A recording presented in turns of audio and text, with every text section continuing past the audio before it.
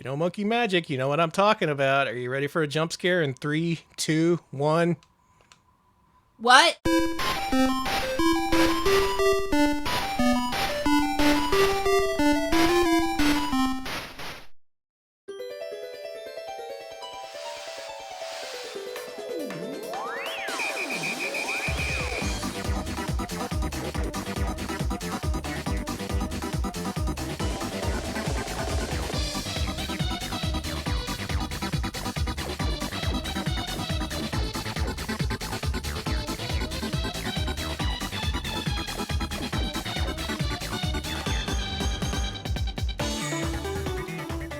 Live from Austin, Texas, where we're exposing Nintendo's deepest, darkest secrets, and there's nothing they can do to stop us. It's Retro Pals with Danny and Alex. Hello, Alex. Hello, Danny. You sound like YouTube clickbait. I love it. I'm here for it. Yeah, on the thumbnail, make sure you include like a circle and like an arrow pointing I to was the going to say circle. you need the red arrow, and I need to be making a face that pisses people off. Yeah, and then like Ugh. put up some Mario art and then like have his eyes be red. I was going to say, can his eyes be X's? Ooh, yeah, okay. We're killing Mario. We're doing it. That'll Bye, get the- Mario. That'll get the clicks. Hi, everybody. It's Retro Pals. We're here with our favorite target / punching bag / beloved video game company, Nintendo. Yeah. We all know them. We all love them. We all mercifully put up with them, I guess you could say. We all have a lot of complicated feelings about Nintendo, and today's stream will do nothing to dispel that. If anything, you'll be more conflicted than ever. Great. I love being conflicted. Yeah, me too. Me too. How do I do this? Click. Oh yeah, I gotta click away the introduction, Yeah. and then I click me, and then I click you, and suddenly we're all here. Hi, We're here. everybody. It's time for another stream. Let's do this. I want to thank some folks real quick. Thank you, Devil Race, 79-month resub. Can we do an on-stream seance to summon the ghost of Gunpei Yokoi? Yes. You'll be surprised by tonight's show, I think. Thank you. Thank you, Spectrum at 25 bits. Ah, yes, it's Nintendo, my favorite obscure arcade publisher that died out after Radar Scope flopped. Yep, we're here with all the obscurities. Your Nichibutsus, your freaking Metro. What was that one company we covered? It started with an M. Who cares? My brain is mush. Thank you for the sub. Thank you, All Magambo. Listen, Danny, we shouldn't fight. We got to be different like these four cops. Okay. Thank you, Atelier Zeno, for the 13-month resub. Do you have it? Subs, thank you. Thank you. Mitchell, that's the Mitchell. one. Thank you. I like Michibutsu. I like Yeah, that more. Michibutsu. Let's combine them. Thank you, Stepaside 19, for the 50 rockin' bits. Thank you. Thank you. And thank you, Kate Lipsy, 55-month resub, free cookie indeed. Yeah, a plaintive cry to free Cookie Blair. It's time. It's time. In 2024, Cookie will be free. Thank you, Room Temperature, 60-month resub. A restaurant open near me where they offer a $3,000 10-inch pizza. So the decision I have to make is a Donkey Kong arcade machine or a pizza. What's on that pizza? Donkey Kong? Do they serve you Donkey Kong? Actual Donkey Kong meat. That's not ethical. That's like the opposite of ethical. Yeah, don't eat that. Thank you, Mooware, for the 55-month resub. Happy birthday, Cookie. Happy birthday. Yeah, she turned 25. Oh, yeah. She doesn't look a day over, what is 5. she, like a 5-year-old bear? Yeah. Yeah. Thank you, Repine, 17-month resub. Do appreciate that. Thank you, Tepid Snake, 100-bit donation. BRB constructing a thumbnail of a red arrow pointing at Nintendo's Monkey Magic with the text, "Monkeys real?" I didn't know monkeys were real. And last but not least, thank you so very much, Yomidian, for the 21-month resub. Thank you. Yeah, thank you. Thanks, everybody. Thank you. Thank you for boarding and then departing the hype train. Wait, the hype train is still going. Don't depart yet. That's dangerous. Please let the hype train slow down at a station. If you're on the hype train, please stay on until it is safe to disembark. Thank you. Okay, so, man, I was telling Alex this is going to be a miracle if we pull this off without a major fuck up because, man, Cool. I have so many moving parts to tonight's stream. I'm in the driver's seat, relegating Alex to my regular seat as just a mere observer. But now I'm in charge of the stream, and everyone's going to suffer. Poll. Speaking of suffering, here's our poll. Close one this time, real close one. We asked our patrons, what do you want to see out of these two mammoth companies that had very, very humble origins? Do you want to see the Atari 2600 games that Activision made? Or do you want to see the arcade games that Nintendo made? It was down to the wire. Activision was leading for a while, but in the end, Nintendo pulled out by probably like 1 or 2 votes, judging by those percentage points. So your votes matter, and thank you for voting. Thank you. Yeah, so let's get started here. Thank you, Carmen, for the 100 bits. King of Kong, King of Pals. I hear. This is Wrecking Crew. Yeah. This should provide some nice backing for our extended opening segment. Okay. I'm going to go all the way back with Nintendo, all the way back to the 70s, all the way back to games that aren't even emulated, so we need to have some discussion here right about now. We got to have the talk, Alex. Okay, we have to talk about, I'm sitting down. We got to talk about 1970s era Nintendo. We have a lot of things to go over, but first of all, I want to credit these two sources that I'm going to primarily crib from tonight. That will be the Arcade Flyers Archive. Thank you, Arcade Flyers Archive, for doing such good business, for preserving stuff back from the 70s and 60s even. It's because of you that I can show off most of the stuff that we can see tonight, so thank you guys. Also, big ol' monster shoutouts to the blog known as Before Mario. Believe it or not, there was a time before Mario, and this blog documents that with many, many images and flyers and photos that I'm going to be featuring on tonight's stream. If you're watching the YouTube archive of this, I'll try to have a complete list of sources in the video information below. Make sure you like and subscribe. Yeah, do that too. Yeah. Thank you, Laughboy, 33-month resub. Let's hear all them beeps and boops. And thank you, Nelson JD, 35-month sub. Thank you. Thank you. Thanks, everybody. All right, should we get this started? Let's go. We're traveling back in time, Alex. We're getting into the Retro Pals time machine, and we're going back further than we ever have before. I'm excited. We've covered a couple games from like 1978, 79, a lot of stuff from the 80s and 90s, of course. But let's go all the way back, more than 50 years ago, to 1973. Was Nintendo's very first video arcade game, Laser Clay. Okay, that's a gun. Yeah, okay, that's a gun. So there's something interesting about this. I want to point out, Nintendo, over the years, in its console and portable hardware, has consistently used what it refers to as withered or weathered technology. That is stuff that's been proven, that you can assemble using off-the-shelf parts to keep costs down, and just essentially provide innovative solutions to like old hardware to make it seem new and to really drive up the sales. They did this with the Famicom, which was mostly off-the-shelf parts. They did this with the Game Boy, which was kind of behind the curve when it launched with that dot matrix display, but it made it really cheap, and it made battery life like longer than it would have been otherwise. You'll remember the Wii was just a juiced up GameCube, and most recently the Switch is basically built on top of 10-year-old Android tech. So yeah. even nowadays Nintendo is still doing this stuff. It's what they did. And it's what they did from the very, very beginning when it came to video arcade games, because this was the future that Nintendo envisioned. What? Nintendo was thinking big. They weren't just like, oh, we're going to put some more RAM in a GameCube. They were all like, okay, we have a bowling alley crisis here in Japan. Bowling, not pulling them in like it used to. It's been a good couple decades, but nowadays these huge alleys are just going mostly unused. What we're going to do is fully convert these into laser clay pigeon shooting ranges. Look at this. Okay, so they were like...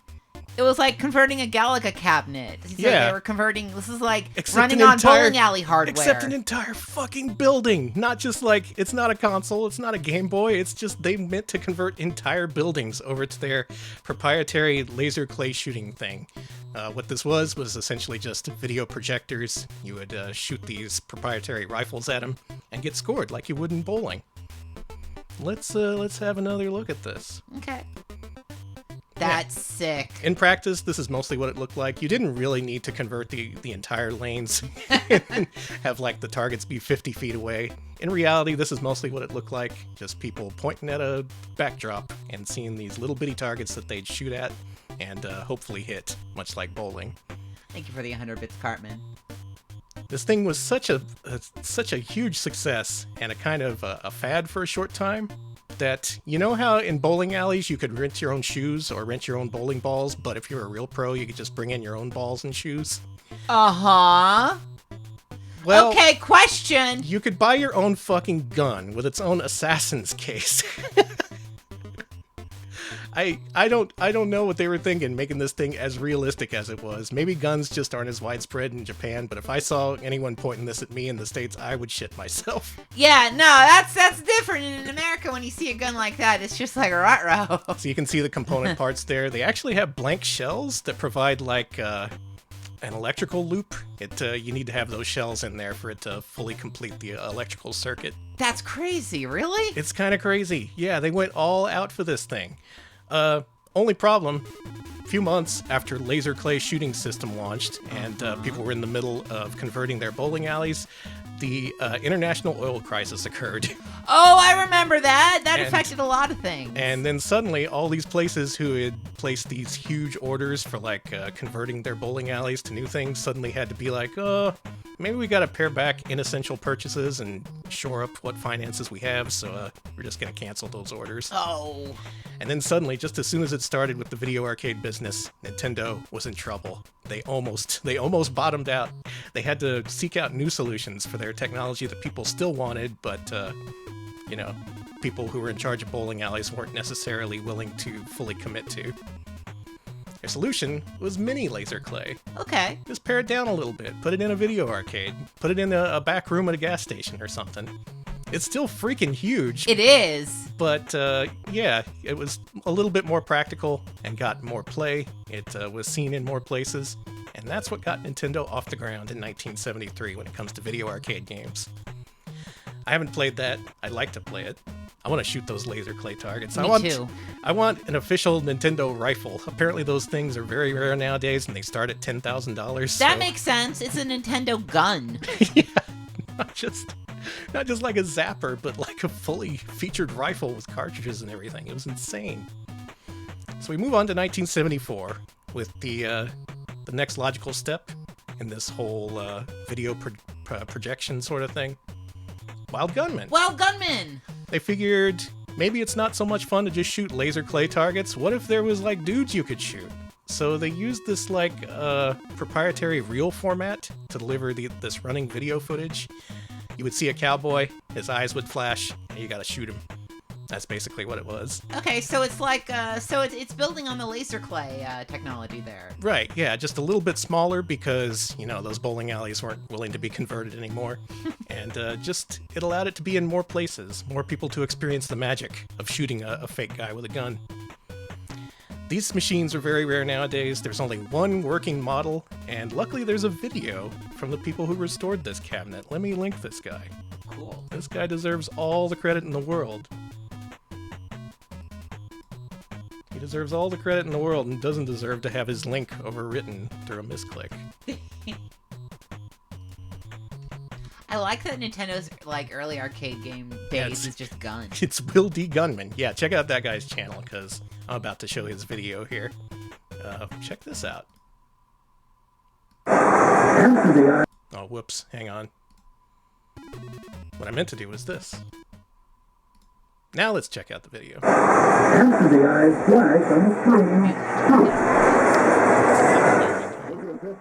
There we go. Look at this, a working Wild Gunman machine. This is sick. The only one left of its kind. The only still living fossil.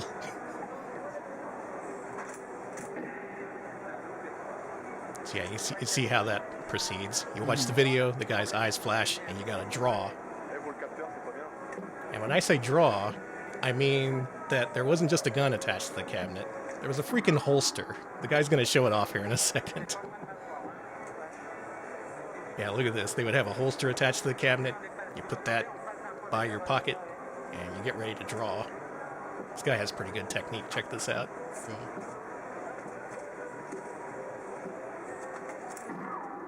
He does! Yeah, see? That was awesome. Let's watch one more scene, since this is so rarely seen. Recently, reels for Wild Gunman have been discovered. There's 4 variants. 2 of them have been discovered. And there's been some effort to preserve them by scanning each individual frame. Sick! Which could take a while, so we haven't heard much on that process in the last couple years. But here's hoping it comes along eventually someday. Yeah. Maybe someday we'll be able to play this in MAME. Oh, look out for this guy. Ow. Ooh, you got me. Cool. Sick. It's like Mad Dog McCree, but better. Yeah, that provided like a cyclical thing for the arcade industry. When it came time for Laserdisc enabled video to make its way to arcades, what did people do first? You shoot cowboys. Mm-hmm. It's just the most natural thing. All right, so here's the big bombshell we're leading up into. Okay. Let's see this one here first. Oops, that's an old one. This is the next one. So. Alex, do you know what this is? This looks cool. What is this? This is a variant of Wild Gunman. They made one cabinet to show to journalists back in the day when they were promoting Wild Gunman. This is a game called Fascination. Only one copy exists. It was never sent into production, and whatever existed of it was probably destroyed. Is it based off of Fascination, the rolling ball game? What kind of Fascination is it? Well, this is Wild Gunman, except for the fact that, well, you know, there's a quote. There's a quote here from the designer Gunpei Yokoi. No, Gunpei, you didn't do this, did you? I'm gonna go ahead and link this because this is a very, very essential quote. Okay. Oh, I see. Actually, let's keep this up. Here's the quote. Okay. So he said, "I knew that there would only be male journalists during the presentation of Wild Gunman, so I wondered if there was not a way to pull off a major coup by making something unusual that would seduce them." That's how I imagined Fascination. In this game, you see a young woman waddling to the rhythm of the music. I don't know about this translation. They probably meant like sashaying or something. The film stops when the lady shows you a closure on her clothes, or like a seam, I guess. If you manage to hit the target, then the video resumes, and you can see her clothes fall off.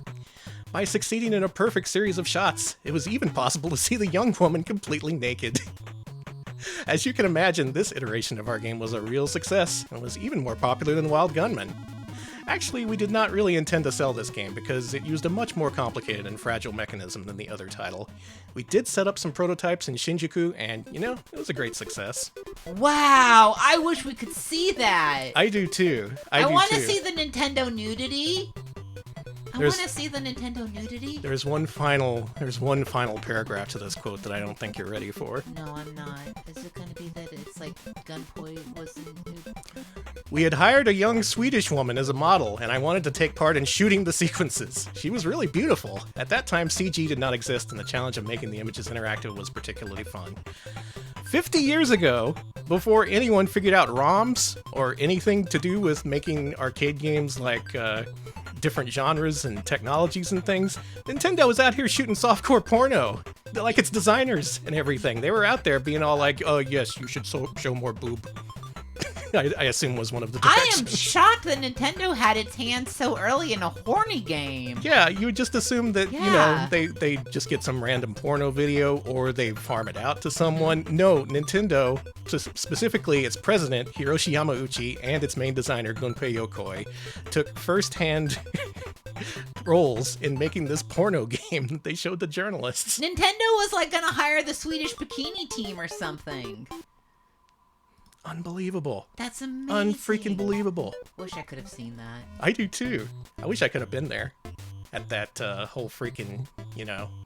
event. Yeah, the event that they showed that off. Because when else are we going to see that? Thank you, Tepid Snake, for the 100 bits. I knew about Fascination, but not the final bit of that story. My bow tie is spinning wildly a la Howard Phillips. Yeah, because other companies, you know, there's early porn games. Like Hudson did Yakuken, which was like a type-in game for the FM7 or something. Like Enix did some early ones too. Nintendo was just out here shooting softcore porn on film and directing it. Which it absolutely blows my mind that that was a thing. There's a couple of ways that quote can be interpreted, specifically the part where he says he wanted to take part in shooting the sequences. It's not clear if he wanted to but didn't, or he wanted to and he definitely did. But that's pretty good. Pretty good on Nintendo, especially in light of their censorship policies in the NES and Super Nintendo era. Like, no, you can't have a cross on Dracula's tombstone, but we are going to shoot some softcore porn a couple decades prior. Nobody's going to know about that, though. Don't tell anyone. That's amazing. We move on to 1975, and Nintendo continues to use its video reel technology with other new and innovative applications, including the EVR Race 5. It's a little bit difficult to see in this flyer, but this was a horse racing game where all the players would line up and place bets, and they would show this randomized video showing the results of the race. Actually kind of forward-thinking. If you've been to many of America's finest gas stations and truck stops, some of them still have those old Sega horse racing betting games that are just like these massive units, and I guess they still get some play, which is why they're still there. So, I have never seen one in the wild. Oh man, I gotta go find that one that we found in Arizona that one time or something. It was incredible. They had a whole dedicated room towards it. the film, meanwhile, was stored on these reels, which was just like 16 millimeter, I guess. It would just go to a random point, show off one of the mini races, and it would pay out winnings to whoever guessed which horse was right. Okay. Oops. Hang on. Hold up. We actually have a little bit of video from this. Let's see. Show me. Let's see. Those Look at that. horses look so cute. Look at them go. Oh my god, babies. Little bitty baby horses. That's it. that That's it? all you get. Wait, really? Yeah. Credit to this channel for that mere 10 seconds of footage, which may be the only surviving footage of this game. So thank you for that. I like the horse anime. Me too. Let's move on to 1976. Nintendo. You know what? Enough of horses. Let's get back to our core business. Shooting. Shooting. With Shooting Trainer. I like the presentation of this one with the little the log pile. Oh, I like that. That's neat how the gun is sticking out of it. Otherwise, it's just like your basic Wild Gunman, only a little less violent, I suppose, because you're shooting like bottles and stuff. You know, for the kids. Also came out in 1976. We have more rare video footage. Are you ready for this? Nintendo released a game called Skyhawk, which is depicted in this forthcoming video from Critical Ephemera. Let me go ahead and link them. There's a lot of Critical Ephemera here, if you ask me. It looks like this. And look at this. It's an actual scan of the actual video footage itself. So you can see how this works. Oh! There were either two different things on the same reel, or there were two different projectors. I'm not quite clear on that. But you would shoot, and the second projector would read your shot, and if it detected the shot, it would switch to video of the plane exploding instead of just merely getting away. Oh, that's so cool. Isn't that neat? Oh. So that's how you get the both the failure and the success results on the same reel. Just a clever switching between the I like the the two hitbox projectors. it shows down there. Where That's a nice big juicy hitbox. Yeah, there's some nice hitboxes here, I gotta say. It was probably really satisfying to shoot down these planes. This makes Duck Hunt make more sense. Yeah, it does, doesn't it? Yeah, the NES port of Wild Gunman and Duck Hunt and all. Before this, Nintendo actually made a lot of toys that were dependent on laser sighting and shooting. They had a little cowboy figure that would collapse if you shoot a target on him. Things like that. Okay. Rip that cowboy. Rip that cowboy. Nintendo all about guns. No wonder they did so well here in America. So that's the kind of stuff you would see in 1976, and they followed it up later in 1977 with a very similar game called Battle Shark. I'm going to show some more video here and link the credit here. And this is what Battle Shark looked like. This is a YouTube short, so it's going to be short. Just a big fuck-ass gun shooting at the video, and then you watch like submarines and stuff explode. Sick. Cool, huh? Yeah. Let's move right along. Soon we're going to get to the playable games. I just wanted to show off the mini games that are extremely difficult, if not impossible, to emulate just because of circumstances. So we're in 1978, and we're real close now. We're real close to ROM-based gaming, games that are actually possible to emulate, but not quite. 1978, they released a game called Block Fever. You ever have block fever? You know, I've got block fever. How Yeah. about you? Hope you have it too. Yeah, everyone in 1978 had block fever, aka breakout fever, I guess. Often back in the Wild West days of video arcade gaming, people would just take other people's concepts and clone them. It wasn't even seen as illegal. It was just like your take on the Invaders style game. There was very little in the way of copyrighted material, at least at first. They followed this up with Test Driver, which instead of using a gun, you use a steering wheel. What the? Okay. Who's gonna want to do that when you can shoot? Well, I guess some people figured it was fun. It was just video of a road, and you had to keep your little car on it. Exciting stuff in 1978. People would have shit their pants over it. A lot of pants shitting going on. Yeah, that's why Nintendo switched things, because they were sick of picking up people's shitty pants at the arcade. And finally, in 1978, they released something called Computer Othello, which, if you look at this cabinet and the interface, you think, oh my god, there is no way that this is emulated. Folks, this one is actually emulated. No way! So we're going to get a chance to play Nintendo's 1978 arcade game, Computer Othello. Oh, you know how I love playing Othello on this stream. Thank you to Hirokazu Hip Tanaka for providing the soundtrack to today's lecture. Thank you, Tanaka. All right, Computer Othello. Let's Computer Othello go to the polls. Oh, No, my brain's we're not going working nowhere. anymore.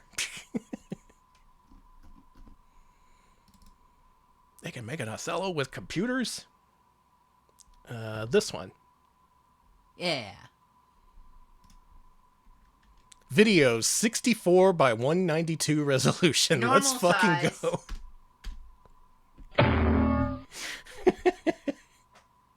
Look at this old ass video game. I am actually surprised that MAME can in fact emulate this.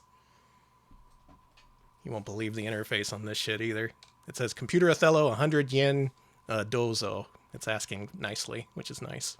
Please. 100 yen, please. All right, I put in my coin. I wish I was at a Japanese arcade. I'd be smoking so many cigarettes. Oh my god. Oh yeah, the golden age of smoking in arcades. Mm-hmm. It's still too loud. But look at this. You can't even choose like a spot on the board. You have to pick the vertical and horizontal arrangements. So let's go here. Oh, can't do that one. How interesting. It's almost like it's Sudoku, the way you have to kind of move it around. Oh, I'm supposed to select something. Oh, okay. All right. Here we go. Okay, I'm crosses. So let's do there. You could go into a video arcade in 1978 and play Othello against the computer. Is your mind blown yet? I'm going to the arcade for the Othello experience for sure. The funny part is that there's down and right, but no up or left, so you have to cycle through every position on the board if you miss your first chance, like this.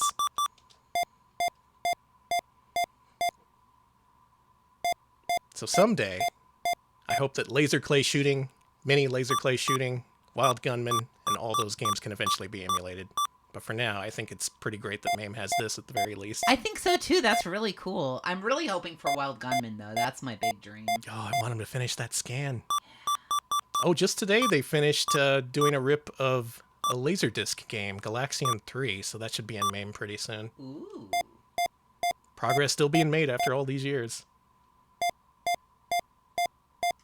You know, I don't think I'm going to play this full game. You don't think so? Let's do one more thingy.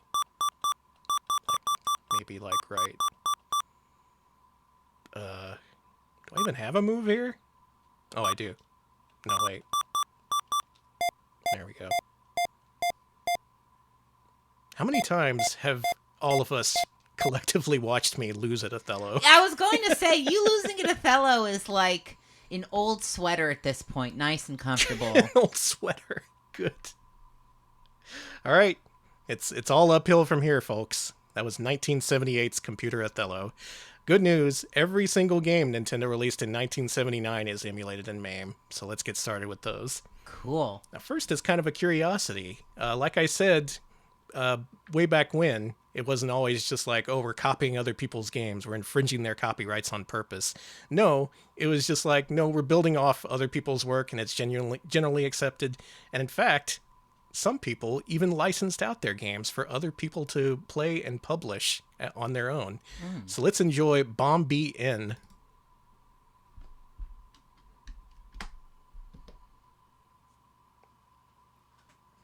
Now, Bombi, you might say. Bombi? That's a freaking Namco game. It is. That was the loudest noise ever recorded by man. I'm so sorry. So this license only applies to the cabinets. It only makes it so Nintendo can manufacture its own.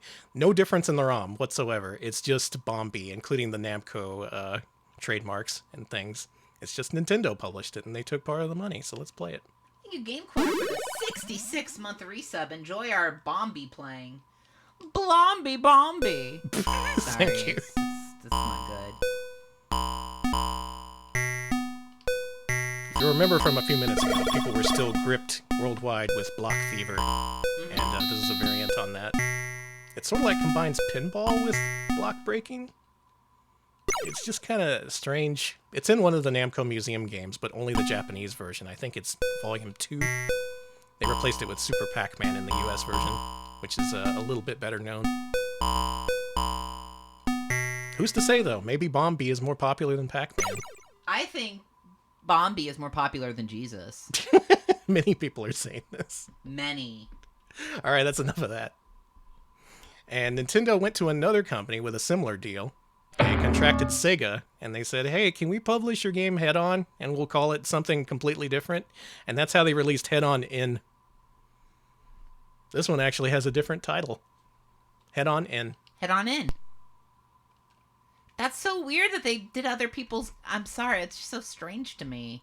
Yeah, that was something that was only in the very early days of arcades. That was, eventually they caught on to the fact that that's not really good business. You want to actually make your own games.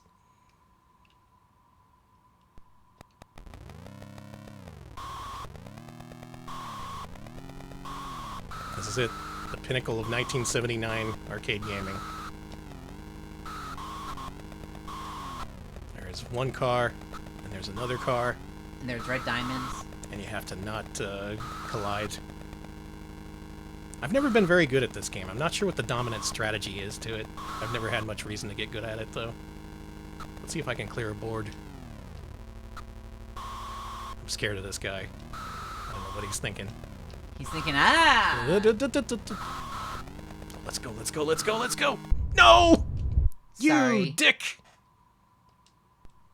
Oh, and you gotta start the whole board over? Fucking...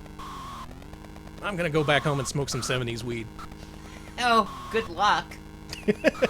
I'm gonna get the tiniest marginal amount of high I can get out of that 70s skunk weed. It'll be better than this.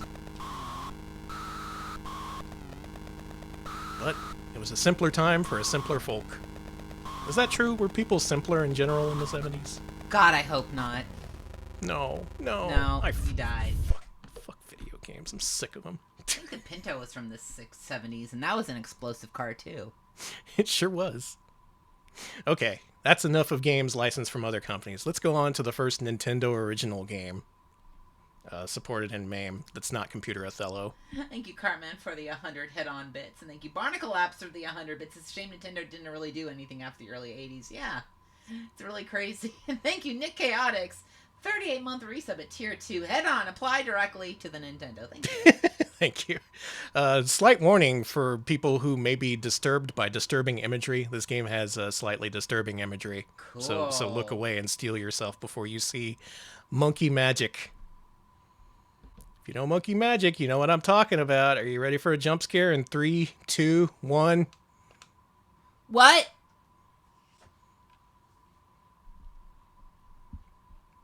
You see there's this monkey. Okay. And, well, let's play. Why? Oh, fuck, it's loud. Okay, let's try that again. I'm terrible at monkey magic. Let's pretend that credit never happened. Oh, he's laughing at me. Up yours, monkey. Sorry. I'll show him. Fucking... I know what video games are, I promise.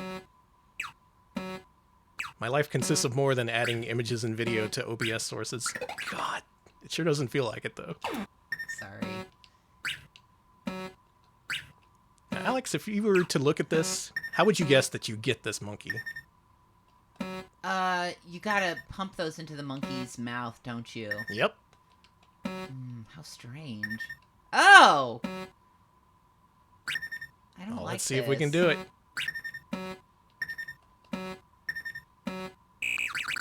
Oh, good noise. I thought I reached a kill screen for a second. Yeah, you got... Aw. I'm just increasing the dramatics here. What's gonna happen when I finally drill through the monkey's jaw? I don't like that we're drilling through its jaw. Maybe it's cultural differences. Maybe us Americans just can't appreciate the thrill of drilling into a monkey's jaw. Oh, there we go. We got his ass. Take that. Oh, you're getting his teeth. Yeah, yeah. This is predecessor to those Elsa Dentist Flash games. It is. What the hell, Nintendo? Why do you hate this monkey? Oh, you gotta destroy his teeth. Yeah, got all his teeth. Take that, monkey. Oh, he summoned an army to protect him, I guess. What? Danny, this game is so weird. That's pretty weird, Nintendo. You know, you look at Super Mario Brothers and you think an Italian man growing big by collecting a magic mushroom. That's pretty twisted. What drugs were they on? You don't know about monkey magic. You don't even know. You don't know the half of it.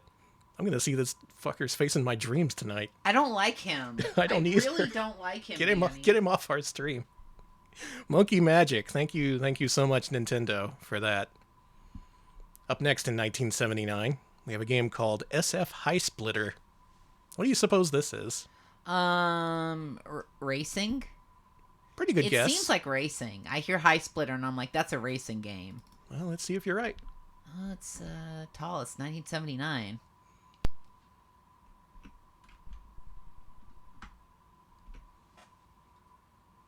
We have a multitude of games to choose from.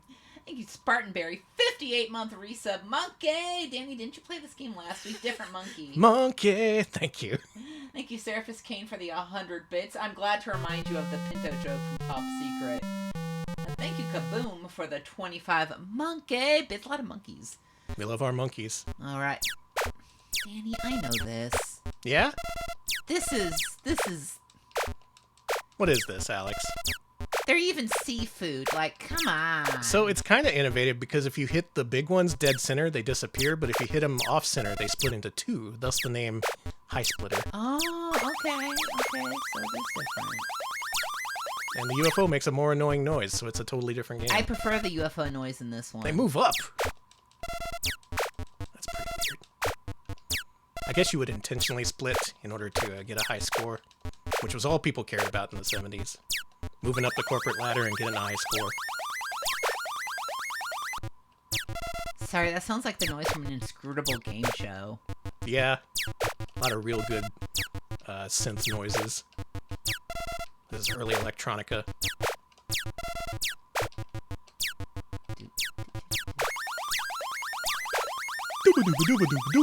Got him. Oh, it turns into a little one. The UFO also splits. You guys. They weren't kidding. Wonder if I can clear a board of this. I never have. So compared to Space Invaders, which was black and white, and later reissued with like cellophane coloring, this is full color. It doesn't require overlays or cellophane.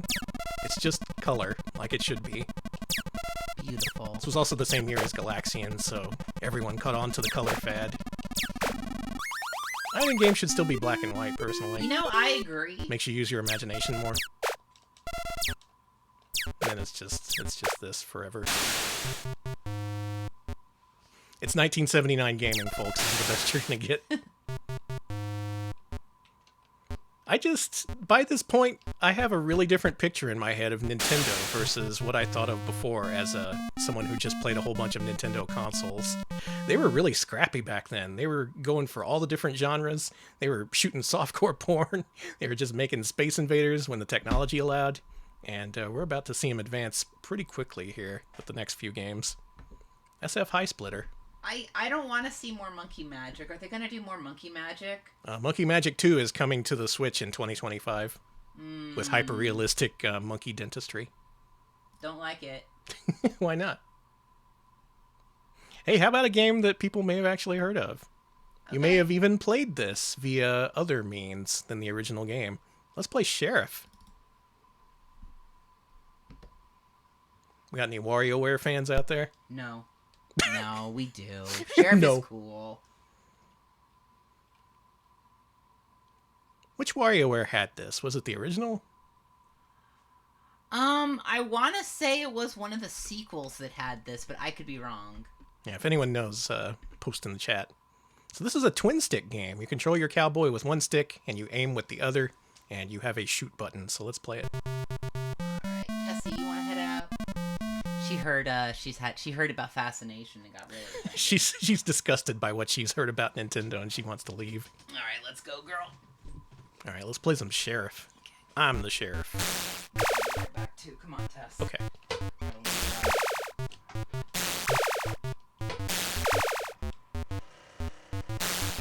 Well, Chad, it's just you and me.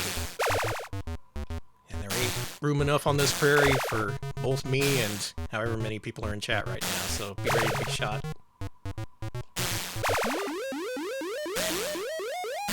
No offense, it's just how we do in Texas.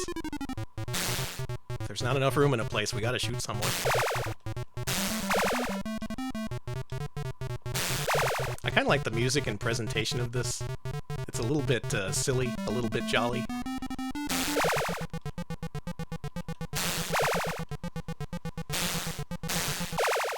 Hey, I cleared the board. Help!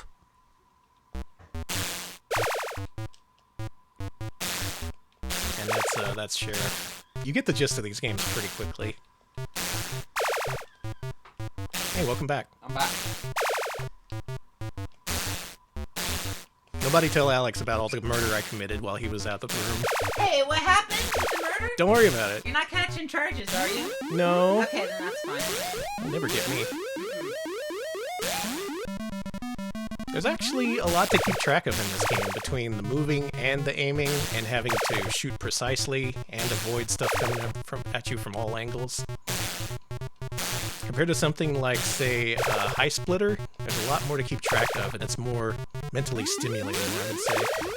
This is more mentally stimulating. Yeah, totally 100 bits. So when Nintendo rips things off, it's okay, but we do it to them. Yeah, exactly. Thank you, Cartman, for the 200 bits. Yeah, more Sheriff Nintendo Massacre. We did it. 2 boards cleared. I'm pretty good at Sheriff. I kind of like this. This is a fun little game. You're good at you're the. I am Did you the. say you're the sheriff? I'm the sheriff. Nobody fuck with me. I'm gonna shoot you down. There's a couple of different versions of this game. This was licensed out to Gremlin, I want to say, and they released it as Bandito here in the States. Wouldn't you know it? Let's show off another variant of this game. Wouldn't you know it, right after ripping off Taito's Space Invaders, they sold the rights to Sheriff to Taito so they could release it as Western Gun Part 2. It went back and forth. It was very much reciprocal, this whole sort of thing. Let's see if you can spot the differences. Hint, it's with the music.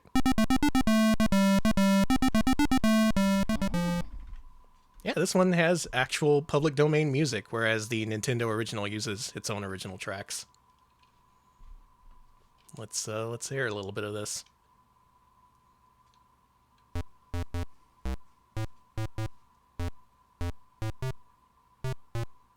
Oh my darling, oh my darling. I like the bullets just very slowly encompassing you. Mm-hmm. So this was Taito's contribution. They just made the background music, Oh My Darling Clementine. I want to know more about this era, where people were just like licensing their stuff out to others, and then others would build on it, and people would take back concepts and iterate on them. It was like a whole Beatles versus Beach Boys sort of situation. Alex, I just recovered from block fever, and wouldn't you know it, the week right after, I came down with a case of space fever. Danny, come on! I just can't afford the medical bill. I just can't help but catch the latest fever that's rolling across the country.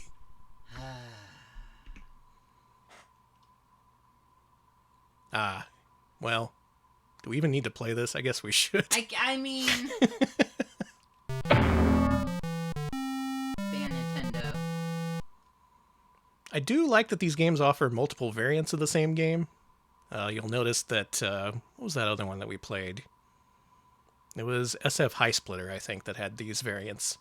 Let's just play whatever. Whoa, there's 2 different phalanxes of alien forces, and they're converging. They don't split, but they do converge. Was that Nintendo's thought process? Was like converging and merging and splitting? Yeah, like we've split, what can we do? Put them back together! Oh, shit. You're a genius. Now let's go film some more naked women.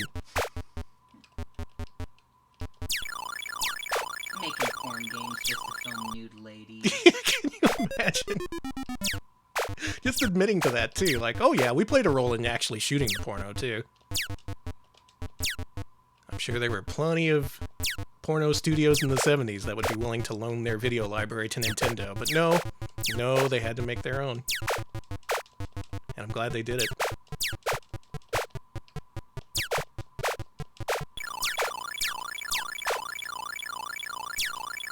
Oh yeah. They call me the UFO killer. Dun dun dun dun. Alright, good. We took out one of the... What the... I thought it would go over to the other side of the screen, giving me more room, but no. No, it sticks to its own side of the screen. Well, fine. I didn't want this game to be possible anyway. I like it when games are impossible.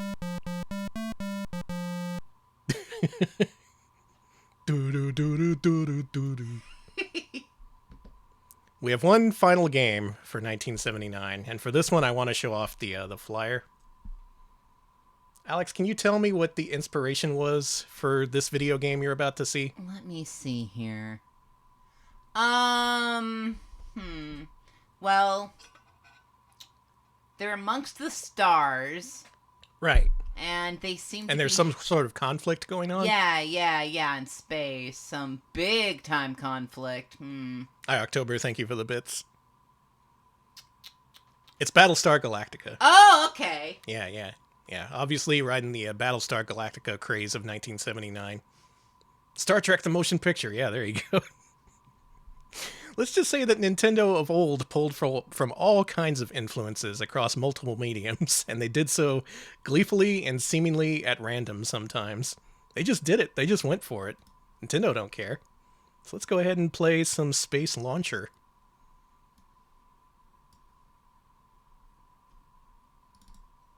I'm ready to launch into space.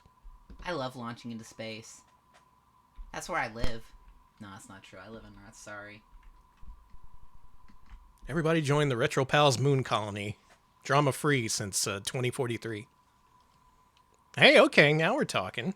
Oh, this is a little different. We might have a game here. Okay. That sounded kind of spacey. Mm-hmm.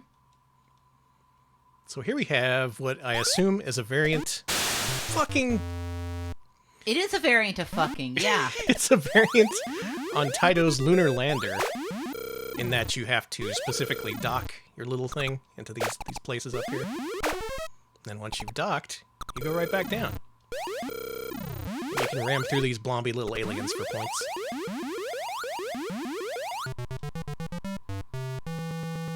There you go, that's the whole gameplay loop. Great.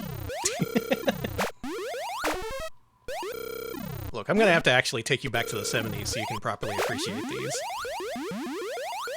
You'll get to see the new Columbo episodes as they air. See, that would be sick, watching Columbo on an old-ass CRT. Mm-hmm. That does sound good. What the fuck? Sorry, honey. Oh, the blobby aliens sometimes shoot. I see. Now me, I like Lunar Lander. I think it's pretty good. This one feels... it's lacking something. It still has a lot to focus on compared to the earlier 70s games. So we're getting a little bit more complex, but they're not quite there just yet. God, they can just shoot you point blank. That's some shit.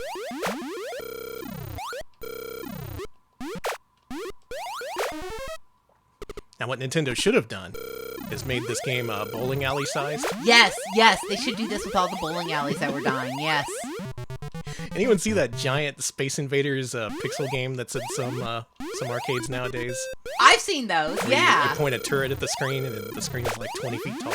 I really like those, I'm sorry. Nintendo could have done that back then. If it wasn't for that damn oil crisis.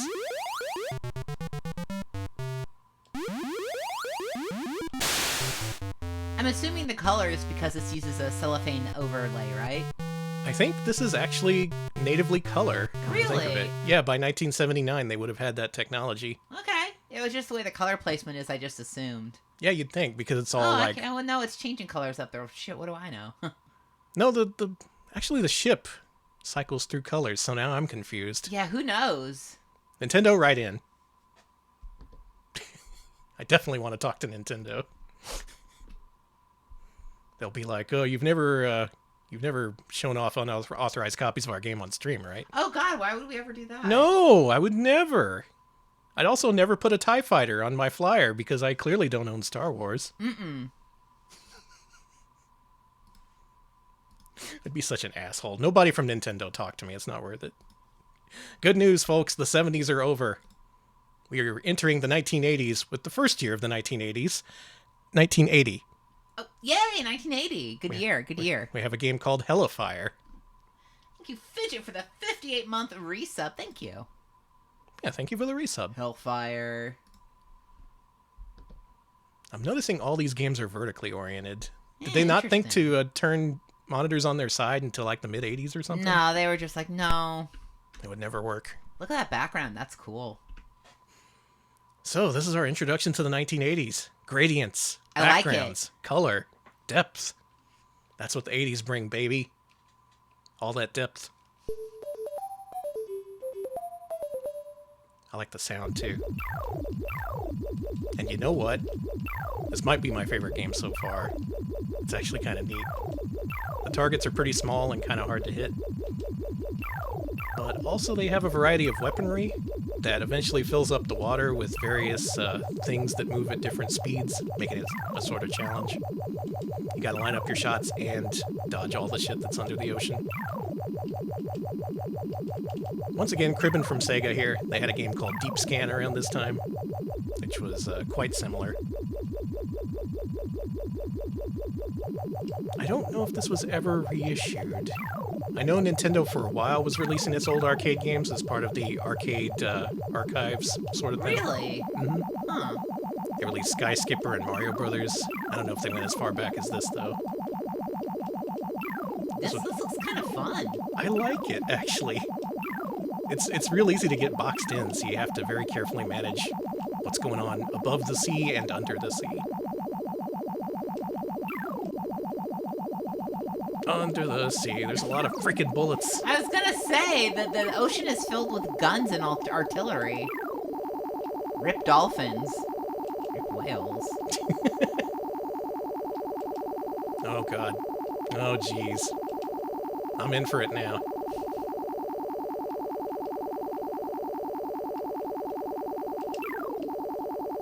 One more? What, diagonal? You can't do that. This guy's cracked. What a shot! That was sick. So you see how this is a little bit more complex and, I guess, pulse pounding? More pulse pounding than the previous games we've seen? It's pounding something. Now we have depth charges, which sink really slowly.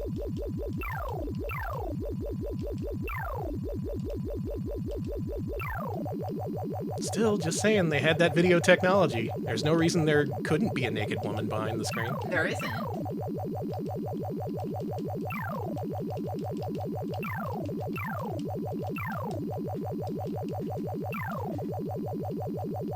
God, imagine being a woman at that event.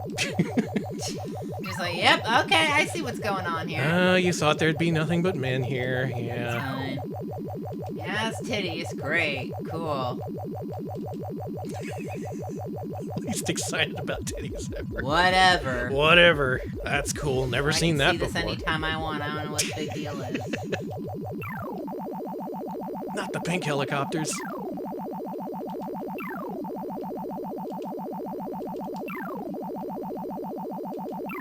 There's a lot of them. I'd put a quarter in this. Would you? This might be the first game I've played so far on the stream that I would actually put a quarter into and, you know, not walk away out of boredom after a minute. I'd actually try and get the high score. Sorry to all the Space Invaders fans. Let's see if I can clear this board and then we'll move on. Oh yeah, back then you called stages boards, and you called extra lives extra men. Anyone else have any 70s terminology they can share with us? What a shot! They should I'm call so them fucking sweet good. men. They should call them sweet men. I got 2 sweet men in reserve. Is waiting. Alright, let's kill off this credit. Hellafire. Nintendo's best so far, and a good showing for the start of the decade. All right, we're going to the 80s strong. Nice work, fellas. Nice work.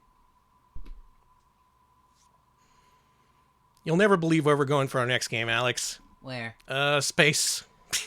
We're going back to space. It's the 80s, and we won't leave space ever. We're going back to space with Space Firebird.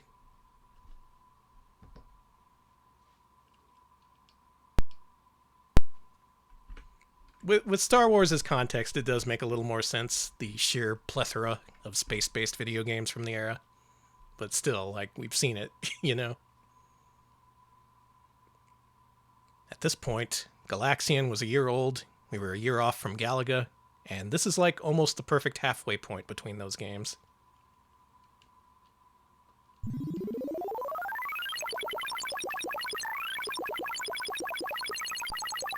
Can y'all hear the audio for this one? I can hear it. My meters are a little screwed up.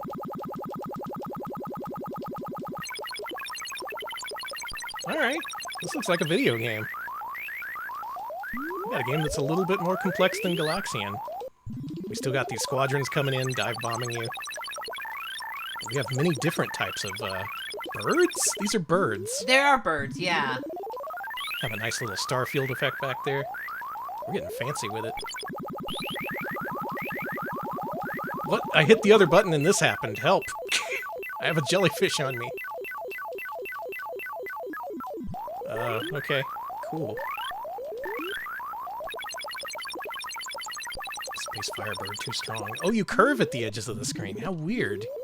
I wonder if the actual screen was bezeled in such a way that it actually curved.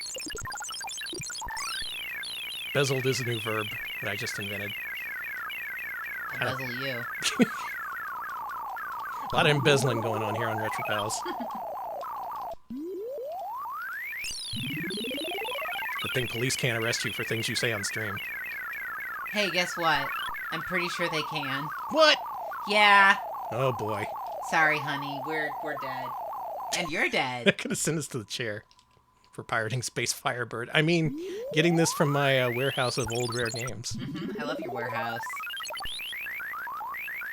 I mean, it's called Space Firebird. That explained the birds. Yeah. Yeah. One bird left. Can we get him?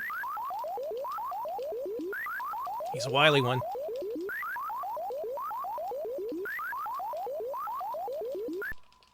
We got him. Space is now clean of birds. Except now there's 50 more. Well, they're all shitting on you. Actually, Is I that guess what you it can is? shit in space. In space, no one can hear you shit. Sorry, I lost a good portion of brain power putting together the stream. Sorry. You're gonna have to deal with my commentary. Oh, this makes you invincible. I see. Damn, there's some strategy to this. In fact, I'd say it's a little bit more complex than Galaga, even in some ways. But it is looking forward to that game, which pretty much capped off the entire space shooter genre. I've dead. Sorry about your death, honey. They don't even have the technology to record your initials yet. It's just someone got 1,630 points. I don't know who. Do you think anyone falsely claimed that they had high scores back then? God, you know they must have. I bet there was some asshole. Just like, oh yeah, I got like 2 I broke million. 40. I broke 40 billion bricks on Block Fever. I was the one. That was me. We got one more game. Wait, actually 2 more games in 1980. Can anyone tell me about this one? This one has almost no information on it, and lots of Okay. people list it as just a clone of Space Firebird, but you'll see it's actually quite different. This is licensed by Fortrek, manufactured by Nintendo. This is Space Demon.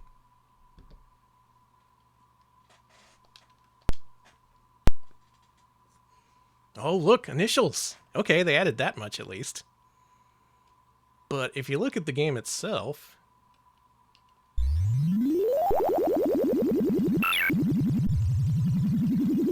Interesting. Interesting. This seems quite different to me. Is that Chewbacca? That's a space demon, I assume. Oh, I see. I don't like him. Like at all. What?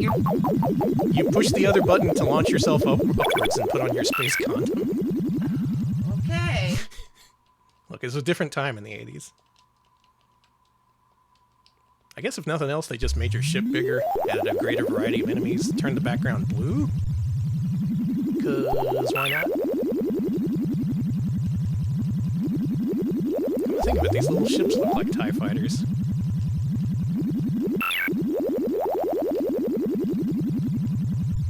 So I guess no one knows the difference between this and Space Firebird. There's probably not much actual documentation out there.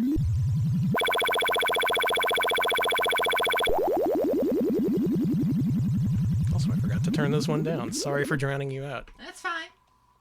We're just listening to the beautiful sounds of space demons. Okay, according to, let's see. According to Hip Tanaka's website, the audio in Space Firebird and Hellfire was done by Hip Tanaka. Oh, hell yeah. That's sick. Thank you, Coven, for the info. He did some good NES music. All those first-gen NES games like Wrecking Crew, which we heard earlier. Just music and sounds I associate with Nintendo itself, but really it's just one dude. And that thing only sends you halfway up the screen instead of the whole way. Maybe this is just Space Firebird 1.5.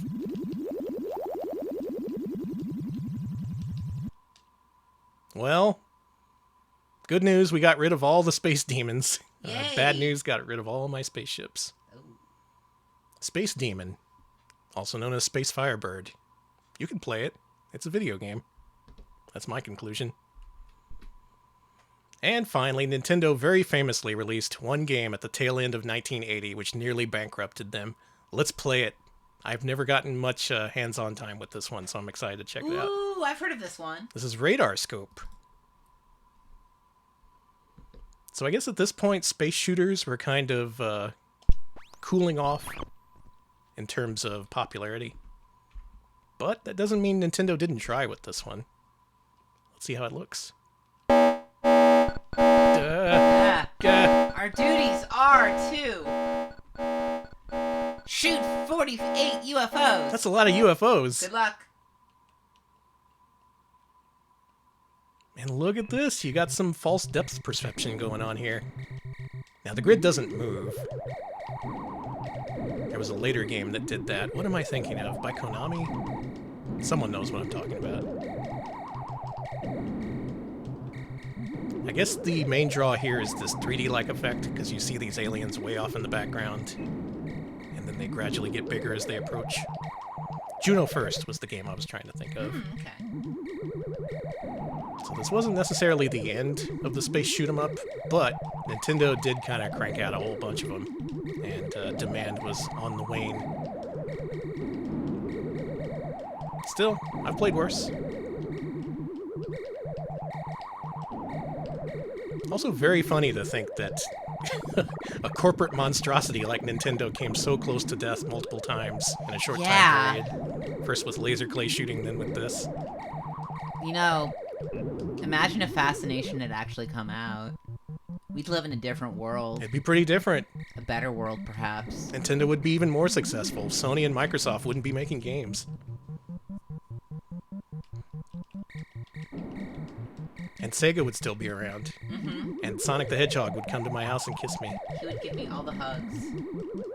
You're gonna have the hugs. Okay, I see. So this is Nintendo at the end of 1980. Made a few interesting games, but most of them are space shoot-'em-ups. I can't imagine arcades or gas stations or whatever buying multiples of these. Odds are you just want one space shoot-'em-up on location. Mm-hmm. Maybe they just didn't like this noise that starts the game. I kind of hate that noise, honestly. Honk, honk. I'm not a fan of getting honked at by a video game. It's like, what gives you the right? Who do you think you are, Nintendo? Giving me the honks? After telling me my duty is to shoot down 48 UFOs? Do you know how many that is? want to try and actually do it. Anyone have any fond memories of Radar Scope? Probably not. I was gonna say, who has a fond memory of it? You're fucking... I just thought I'd ask.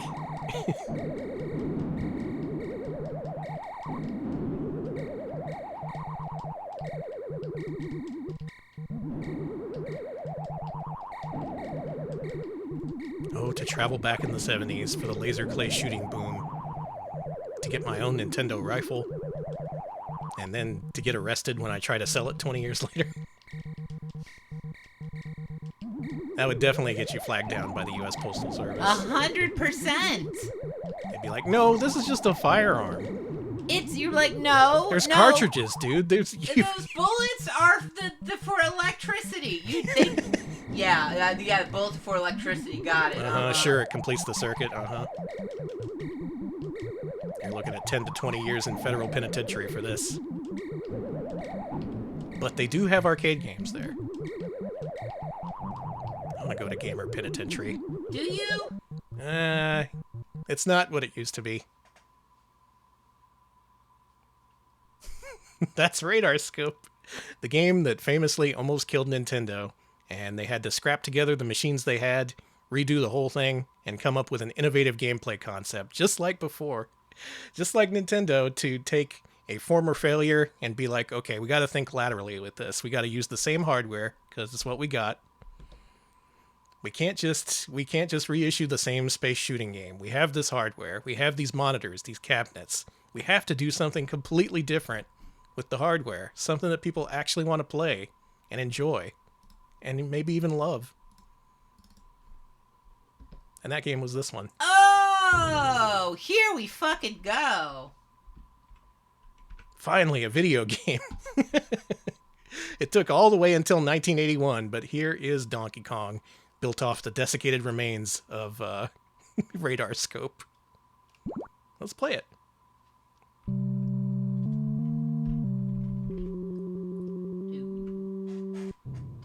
Anyone hear of this guy? This guy's crazy. He's a monkey. He's climbed like some girders or something.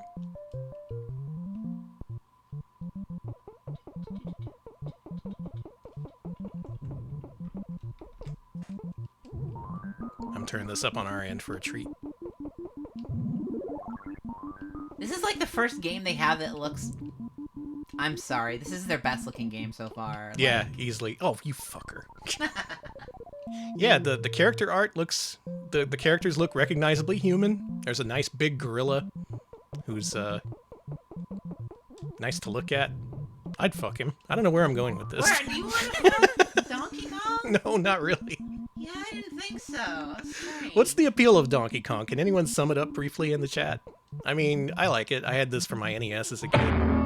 It is a game where you jump. But believe it or not, this character we're controlling is not Mario. In the flyer, he's just known as the Heroic Carpenter. And later on, they retcon that to be his name to be Jumpman. I like that he used to be a carpenter instead of a plumber. Yeah. No one remembers that. Like Jesus. Damn, I'm getting banned all over the place. What did I even say? What if Jesus was a plumber? Yeah, would we love him as much? What if God was one of us? As much if we always saw his butt crack and he smelled like shit? I say no. Oh man, this soul you got here is filthy. I'm really gonna have to put in some work on this one.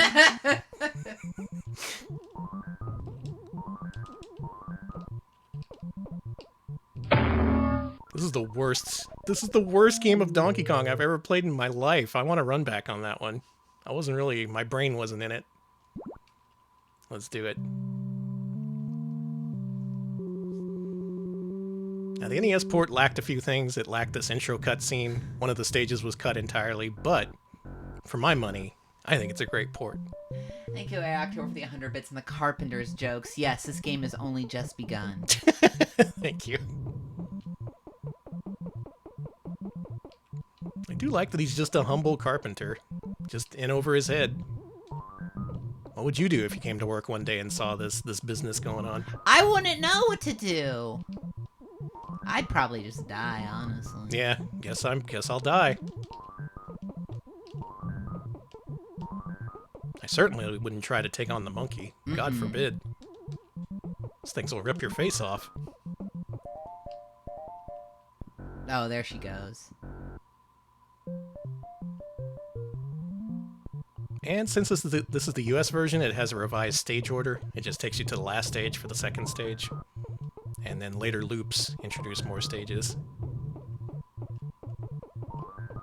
But these are the humble beginnings of Mario, Pauline, Donkey Kong, all built atop failed space shooters and softcore pornography. Hell yeah, buddy. As God intended. Nintendo wants to hide this from you, but frankly, I think it makes them sound a little more awesome. Mm-hmm. They sound like a bunch of little wieners taking down emulators nowadays. I think Yeah. they would make themselves look way cooler if they made it known that they'd filmed softcore pornography back in the day. Maybe because they haven't filmed pornography in a while, they're turning into incels about animation. Alex. I don't know. I'm sorry. It's a Wednesday. I need to behave myself, but... Hey, there we go.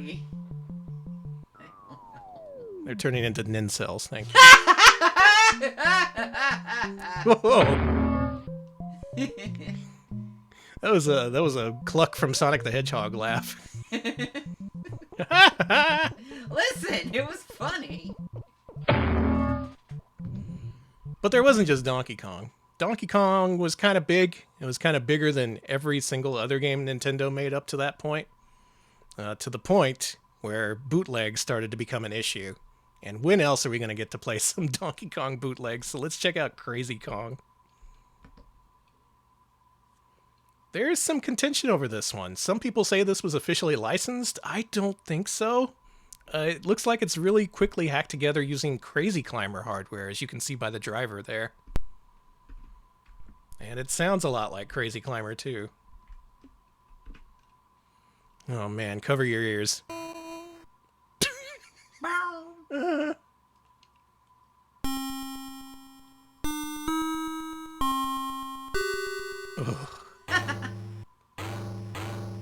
It's fine. Pardon me. He doesn't grunt in this one. Hey, listen to this. What?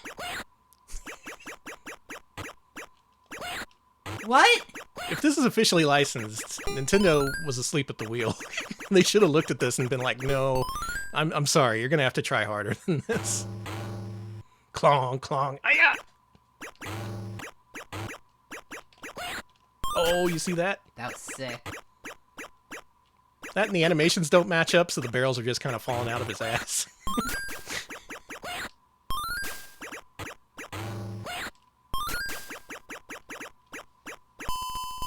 The thing is, they showed this on Game Center CX once, and they're very, very shy about showing bootlegged material.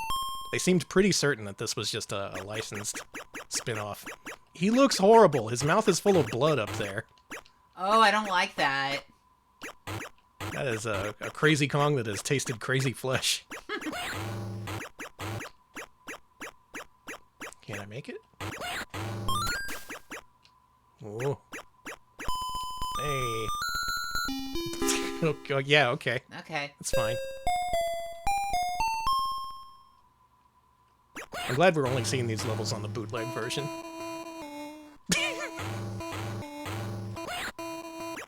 If you're unfamiliar, all these sounds come from Crazy Climber.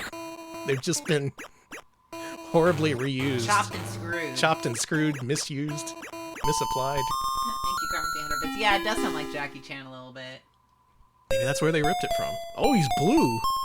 Oh. No, he's not. Okay. I thought we were gonna have to cheer him up.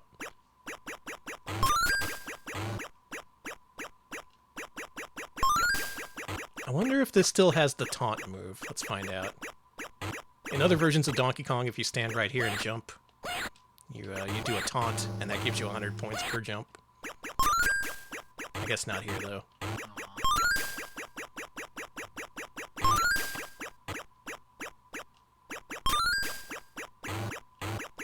I do like this image of a fully debauched Nintendo.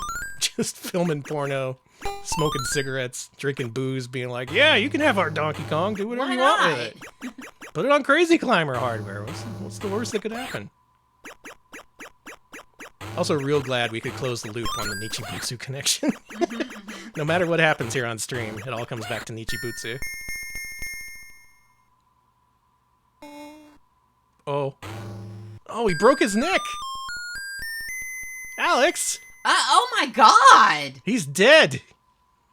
Look down at chat for a second, I look back up, and we've got a dead donkey on our hands. I'm sorry, that's not the sort of thing you should stream. My apologies to Twitch.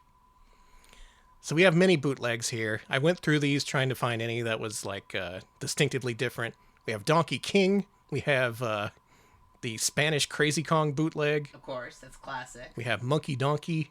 We have all sorts, but all of them are actually quite similar to Crazy Kong, so I'll go ahead and skip those. Speaking of skipping, hey, how's that for a segue? Mm-hmm, that's good. Let's play Sky Skipper, which also came out in 1981. Check it out. It's a horizontally oriented video game. It's been a while since we've seen one of those. Starring Mr. U. The Joker! Let me go ahead and pause Guest this. star gorilla. Look at that cute gorilla. I've never seen him before. Yeah, I think that guy's got star potential. He could go places. Cute. We got the Joker, the King, the Queen, Spade, Heart, Dia, and Club. I like Mr. U. He looks really, looks like something from a 40s cartoon. He does. He's really cute. All right, there's a lot to take in here. We have a story for once. Wonder Kingdom is conquered by gorillas. Drop bombs on gorillas and knock them down. Touch and rescue all King's family by plane.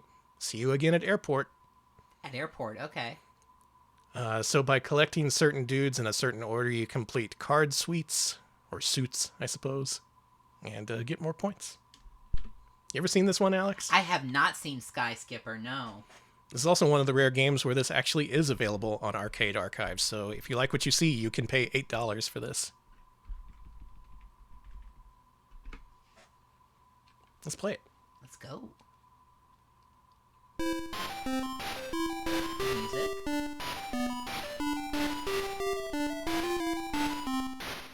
Let's just skip to my loo. Yeah, well, it's an original Nintendo composition. Okay, fair. Now, the hardware this uses makes this game look very strange because it's a combination of medium resolution art, that being the sprites have a little bit more detail because the monitor resolution is a little bit higher than it is otherwise. But the backgrounds look like Atari 2600. They do. Oh my god! Exploded. I have never seen this. This is so interesting. You can see a little bit of this this style in Popeye later on, but Yeah. man, this one looks really, really jank. While the characters actually look pretty good. Ugh.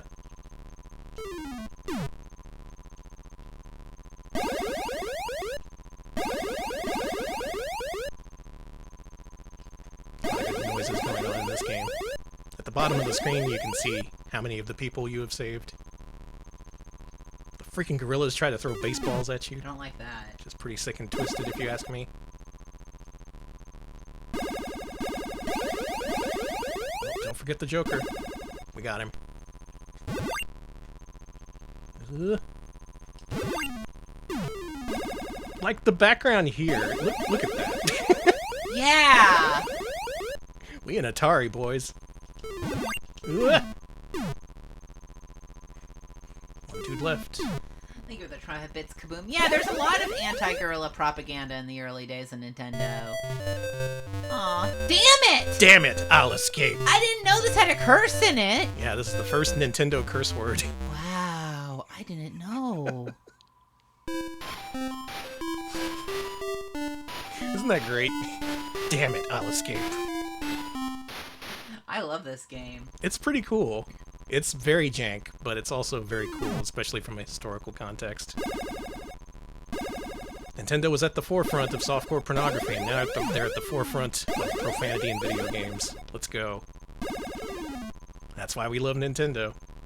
They're always pushing the social mores and all that. They really are. Nintendo really defined what is acceptable in polite society.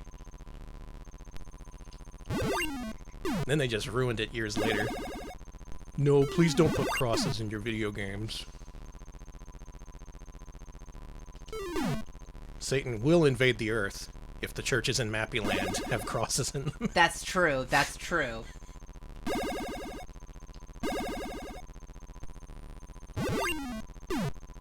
Maybe it's not Satan we got to worry about, but an army of invading gorillas. Probably gorilla. I like the gorilla. I like the high tops they're wearing. They're really cool. Yeah, they're very fashionable. I really like those gorillas so much. They're so cool looking. Later levels, these passages become pretty tight, and the gorillas start to really get your mark. What am I trying to say? They're marking out. Yeah, they're marking out. They mark their territory. Ew. No.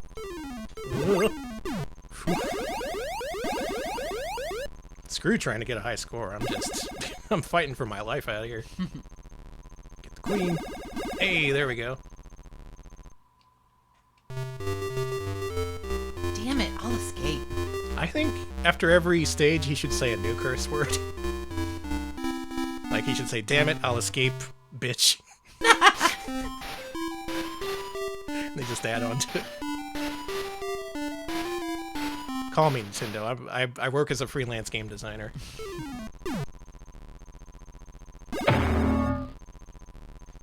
You tell me that's not $1 million idea?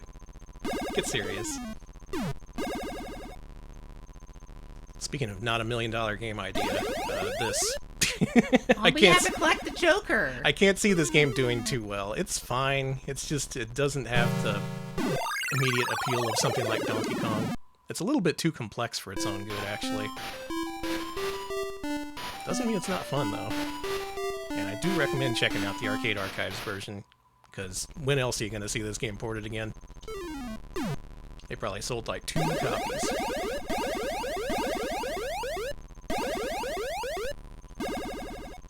You.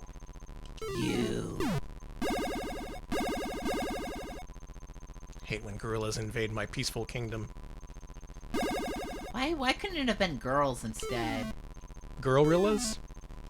I was just thinking women in general, but just like a bunch of women. I guess girl gorillas is even better. Why just be a human girl when you can be a gorilla girl? Mm-hmm. I should just leave the jester imprisoned. Danny. Free me! Whoa, what happened? You flew through a cloud and it messed you up. Sure did. Mm-hmm. Alright, we didn't forget the Joker. Ooh. Christ. Fiddle-dee-dee, now I'm free. Fiddle-dee-bread, now you're dead. I don't think I'm gonna get the rest of these guys.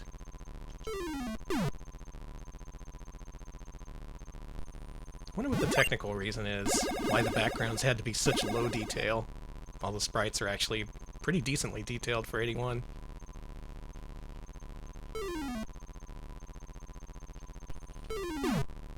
I bet you Nintendo skimped on the hardware somehow. They were like, we can save 1 penny on production of each board. Did you know that was something that had happened with the 2600? Like, programmers were counting on this one feature to be in the final hardware, but it wasn't, because some bean counter discovered that you could save a penny on production by getting rid of it. No, really? A literal penny. Oh, I can fit with the theme. Okay. This is the first ass in video games. Beautiful. Ass get. Play Sky Skipper, where you can get that ass. Guest star Gorilla. I love the gorilla. I don't want to see him go. He's a good guy. I like him. So that's 1981. They only released 2 games compared to 79, where they released 7. So they've been scaling back production because of the whole radar scope drama. I'm just going to call it drama. But they're back in business. Donkey Kong did big numbers. But how do you follow up a success like Donkey Kong? Make him have a kid. Donkey Kong Jr. A baby! A baby Donkey Kong. We got any DK Jr. fans out there? Does anyone like this game more than the original Donkey Kong? I'd be curious to hear from you. I think it's okay. There's a twist in this one. If you're unaware, check this out. Mario has split off via mitosis. Mario is evil now. And he's evil. He's high-splitted. Mario High Splitter, Donkey Kong Jr. Now, compared to Donkey Kong the original, this is actually quite creative. The way you climb around on these vines and stuff. They could have easily just made another straightforward platformer, but added a little bit of extra complexity here.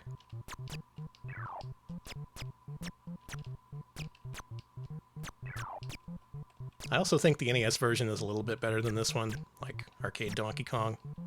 That's a fringe opinion, though. Don't go saying that to your cool gamer friends. Shit.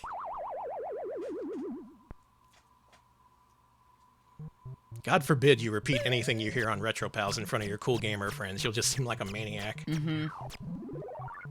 Like, oh, Donkey Kong's good, but have you checked out the gaming catalog of Nichibutsu, aka Nihon Busan? Have you played Mitchell? No, not the MST3K episode. You plebeians would think that, wouldn't you? What's this voice I'm doing? We'll call him the arcade asshole. Jeez, what am I gonna do? I'm just a little Donkey Kong. You're just a baby Kong. Let's run that back. So we can see Mario's evil deeds once again.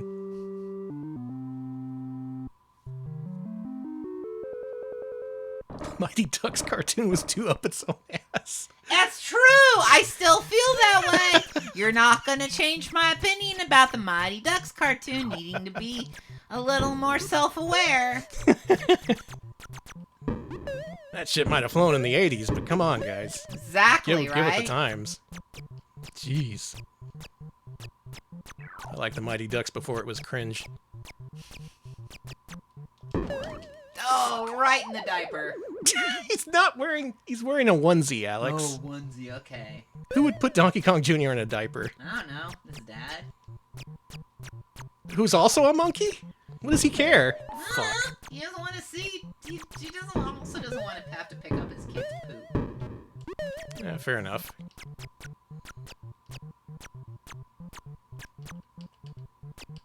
This is Retro Pals, where we take normal games and make them extremely abnormal. I'm fucked. You are.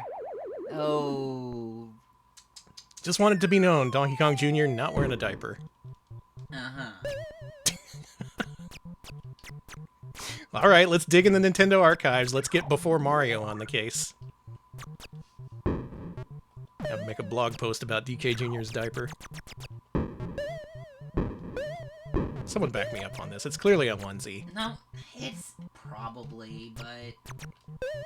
Why is this game impossible? This game's for little monkeys.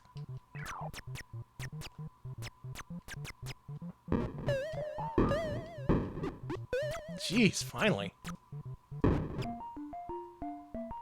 Oh. Aw.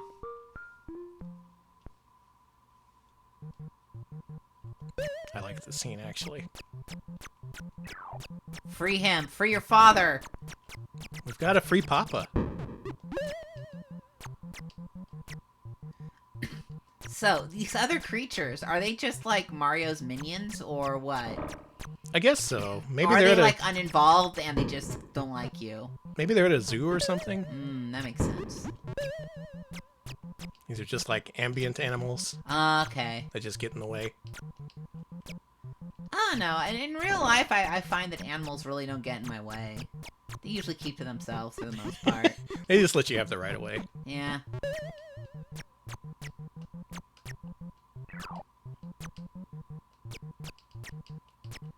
Alright, you little shit. There's little bits of complexity, like how he climbs a little bit faster if he's doing it with both hands, that I kind of like. I do like that. And with that, Mario is finally dead. He broke his neck. Cool. Actually, I guess he's fine. Oh, man. Yeah, Oh! get his ass! Now Oh, he's dead. now. He's dead. He's a dead man. Good news, folks, we got him. Mario's reign of terror ends today. Alex, did you know that they bootlegged Donkey Kong Jr.? Did you know that they put it on Mooncresta hardware? What? Why? I mean, we can't move too far away from Nichibutsu, right? we had Always... we had the Crazy Climber connection, and now we're going even further back. Donkey Kong Jr. on Mooncresta hardware. Now, if you've seen our Nichibutsu stream, you're probably screaming in terror at the mere concept of that. For everyone else, I'm sorry for what you're about to see. And here... That's cool. DK Jr. is flatlined. It's bad news. Sounds great. It's Green Mario. Those are Luigi's colors. Oh. He's making his brother look bad.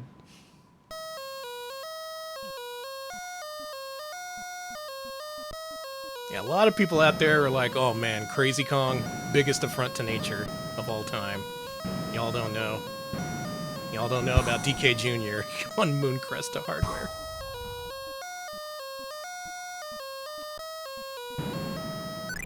No. Will he fall? He will. I got one more life in me. I can't listen to this for too long. Yeah, this is really bad. Just, why Mooncresta? Why'd you do this? It reminds me of those Pac-Man bootlegs you would see on Galaxian hardware.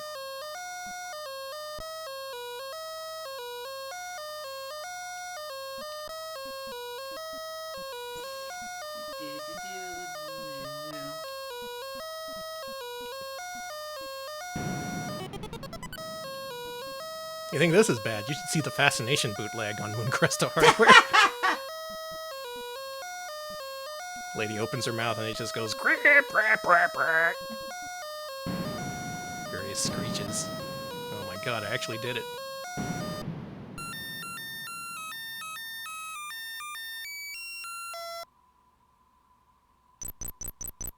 Oh, here's a level we didn't see in the original. Oh, what is this? This looks completely normal in this one. That's fine.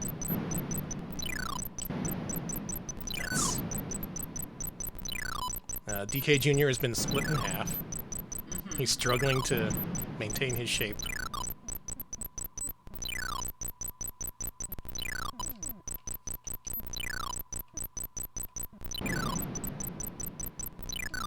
What am I doing?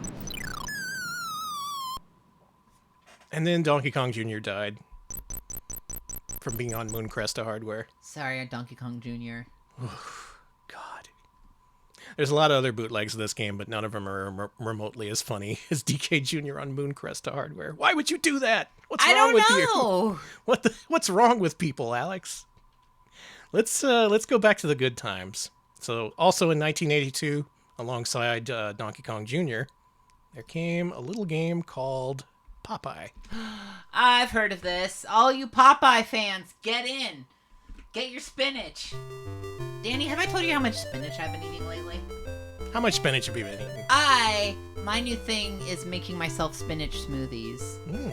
I make them a lot, and the nice thing is you can disguise the taste with peanut butter really well, so it's just like a peanut butter shake. So basically, I've been having milkshakes all week, but with spinach, so I'm pretending they're healthy. That is healthy. Mm-hmm. You're doing a good job. Yeah, it's spinach, banana, peanut butter, and Greek yogurt. Man, with that, you'll be able to beat Pluto. I will! I'm gonna get really strong. Quote-unquote credit 01.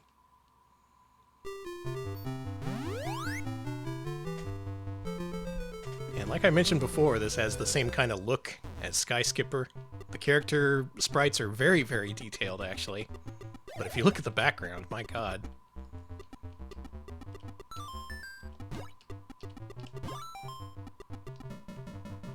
I think I prefer the NES version just because it has a more consistent look to it. Yeah, it does. I hate that move where he tries to reach down and get you.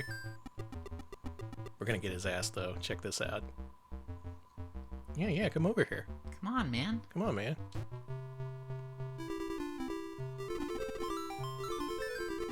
There's no escape. Get the fuck out. Eat shit. Bluto, Brutus, doesn't matter. Your name is Dead Man now.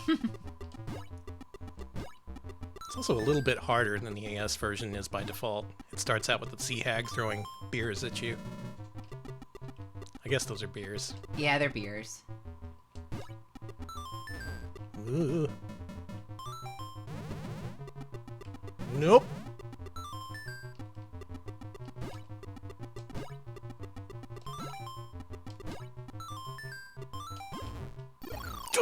Jump down twice. Rip. He do the double jump.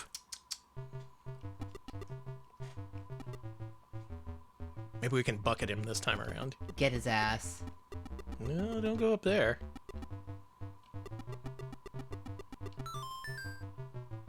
Just cross back over. Come on, do it. Oh, you... Fucker. I'm mad at Bluto. I'm not talking to him now. Got him blocked.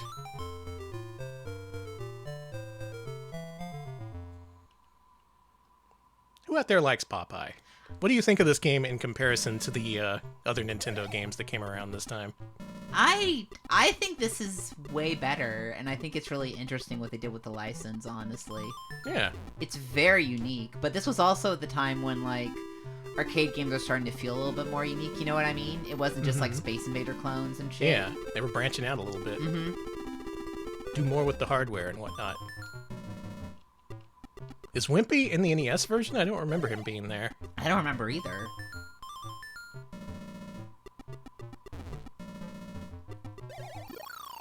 What the... I'm gonna call bullshit on that one. You got Blutoed. I got Blutoed. I always thought it was kind of weird in this game how the punch can't kill Bluto. Like, you just get hit if you try that. You can only do this.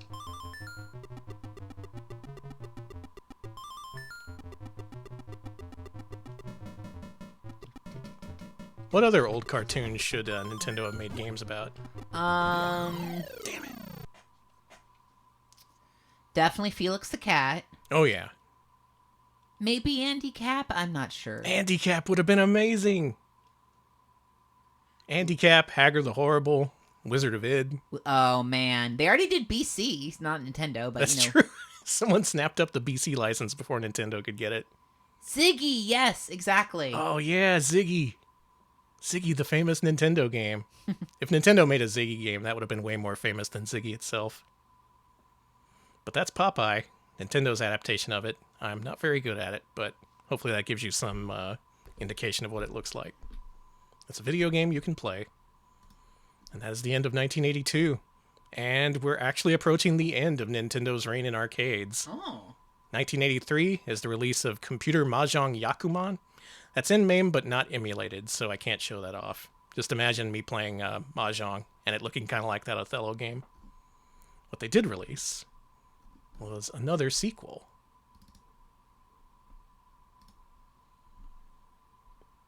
Starring a certain beloved ape. Can you guess who? See. It's Donkey Kong. Oh, okay. I thought it was gonna be Coco the gorilla. Wouldn't it be cool if they made games about her? Everything Nintendo makes off? should be based on a license, including Coco the gorilla. Well, in this game, you take on Donkey Kong by shooting him up the butt with bug spray. I don't know what they were thinking with this one, but it exists. It happened. We can't pretend like it didn't. Spray Donkey Kong to the top. I hate this. I hate Mr. Bugman. Stanley? I hate his face as he gets sprayed. You hate Stanley the Bugman? I do. I don't like his face. I'm sorry. I hate to say this, but he seems like a pervert. What do you suppose happened to Stanley the Bugman after this game? Because he was never seen again. He was fully replaced by Mario. He probably got arrested.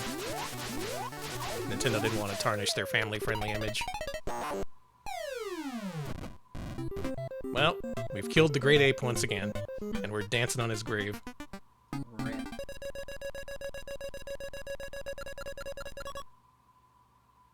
This also came to Famicom and NES, and once again, I prefer that version a little bit more than the arcade. They just seem a little bit more polished than the original arcade versions. I can't really put it into words. Not to say this is bad, though. And this is also on Arcade Archive, so you can buy this if you want to shoot Donkey Kong up the butt. Hey, we all gotta have something, right? Listen, we all gotta be shot up the butt sometime.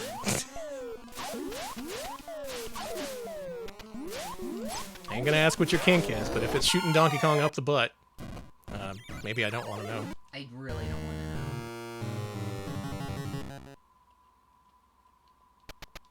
They never really reference this in any of the Donkey Kong Country games. Like, Cranky Kong is never like, well, that last level was tough, but it's nothing compared to when I got shot up my butt. Remember that, Junior? And he's like, this next level is a real shot up the butt with bug spray. Metaphorically, of course. Like, Cranky, shut the fuck up. It happened once.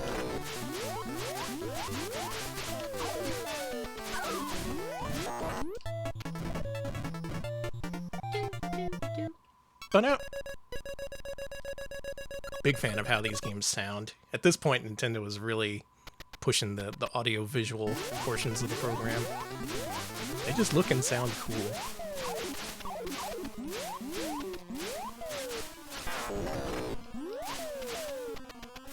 You can also kind of tell that they really wanted the space combat genre to come back. So this is why this game plays like this. Like, come on, guys, we're really good at making those space shooters. Why don't you want them anymore? Oof, I got skeletonized. Yeah. That's disturbing. One more.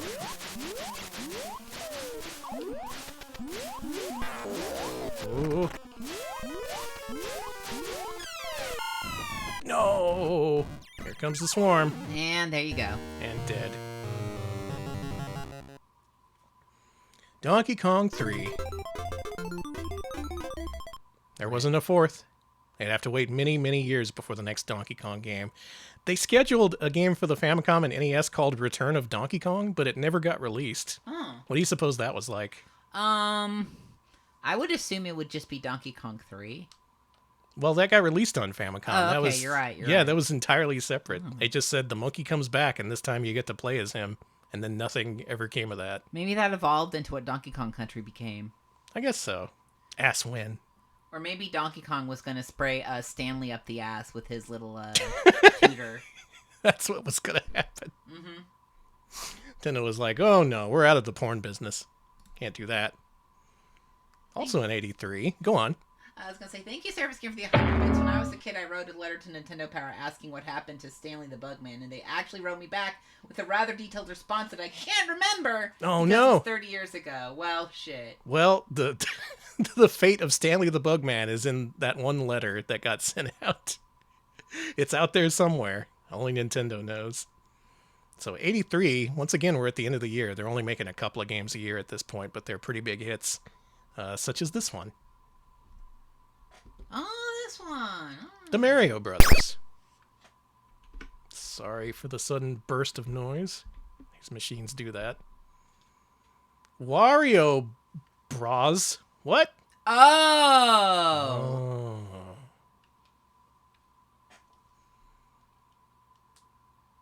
It's beautiful. It is. They have names. They are Mario and Luigi now. Alex, you want to play? Oh, shit, yeah. That's why the controller was over here. Let me see. We finally have a co-op game. Go ahead and hit start on your controller. In this game, you will play the role of Luigi. Luigi! Can you see? Yeah, I can see. Okay. Green Mario.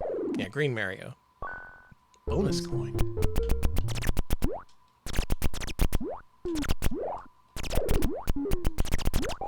Hey. What?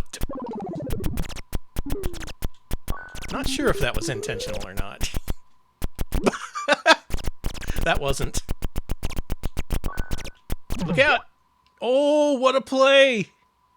Yeah, I'm sick. That was pretty sick.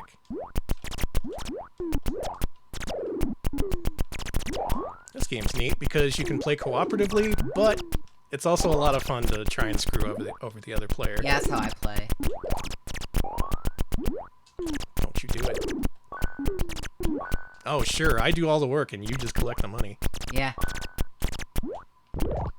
I got bit in the butt. You can't stomp on Koopas in this one.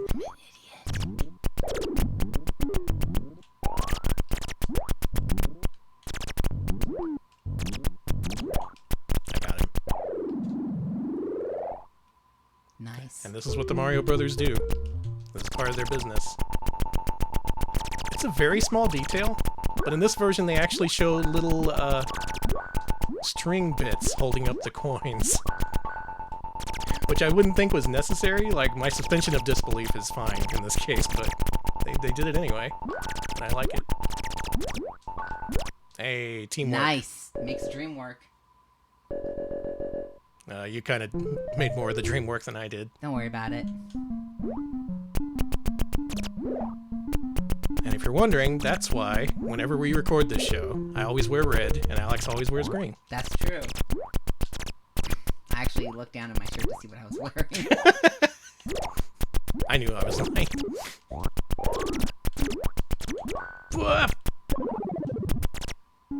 Just gonna blame that on you.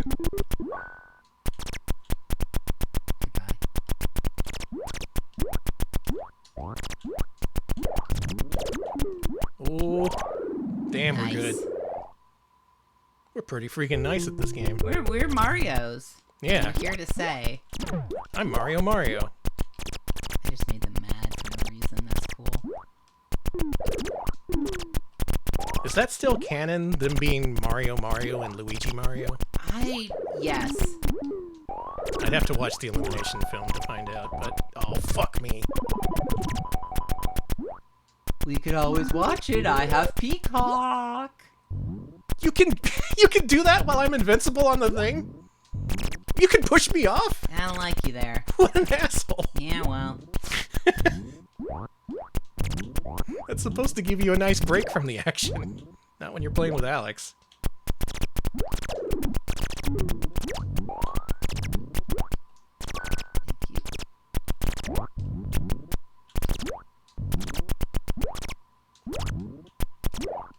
Hey, you know what? What? This game's pretty fun. I'm having a really good time. I like Mario Brothers. Me too. I get the feeling this wasn't as big of a hit as Donkey Kong was, which is kind of a shame because it's so much fun.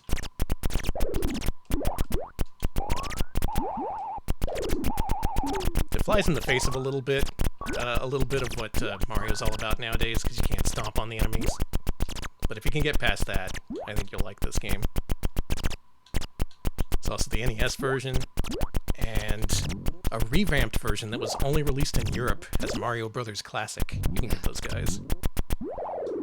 Nice. Big score.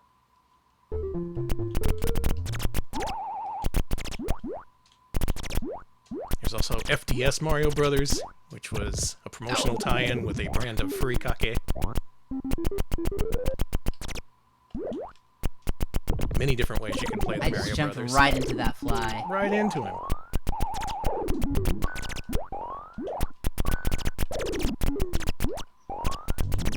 I'm really good at collecting the coins that you should eat that are yours. Yeah, I'm noticing that. We'll say you're good at cleanup.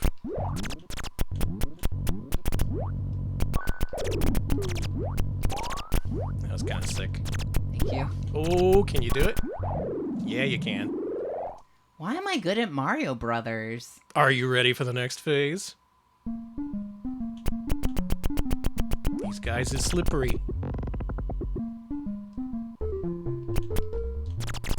What do you suppose this is? A sewer? Given all the pipes and whatnot? I think it's a basement. Oh yeah? I think someone's basement's all fucked up and flooded. Yeah, that's why you would call the Mario Brothers. Mm-hmm. You did good. Thank you. I just caught like a couple and I was just like, I'm done. Perfect.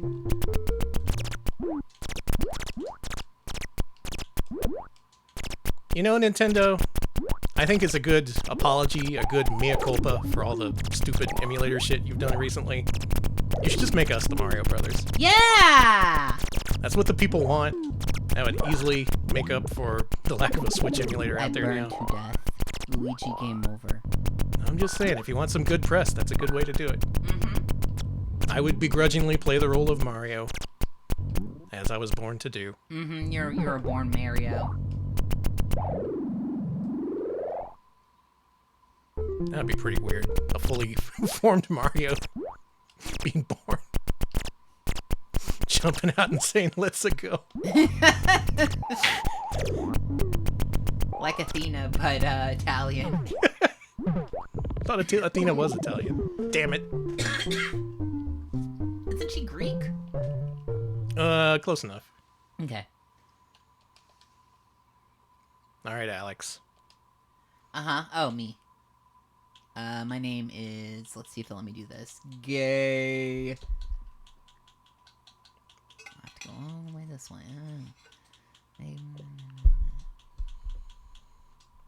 They didn't censor us. Good job, Nintendo. Good job, Ass Gay. There's that progressive company I know and love. Mario Brothers, closing out 1983. We just got 3 more games left that Nintendo themselves made on original arcade hardware. So to keep the scope of this week's stream reasonable, I'm just focusing on games that Nintendo made and manufactured themselves. There's a whole bunch of other games that use Nintendo NES hardware specifically, the PlayChoice 10 arcade games, as well as the Versus Unisystem games. There's a few more, like the Nintendo Super System that use giant-sized Super Nintendo controllers.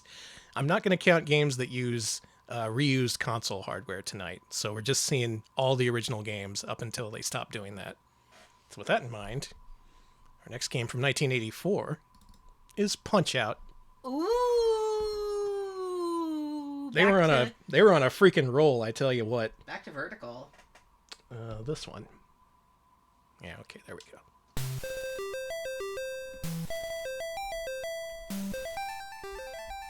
I know it sounds like it's in one channel, but once I start the game, that'll change.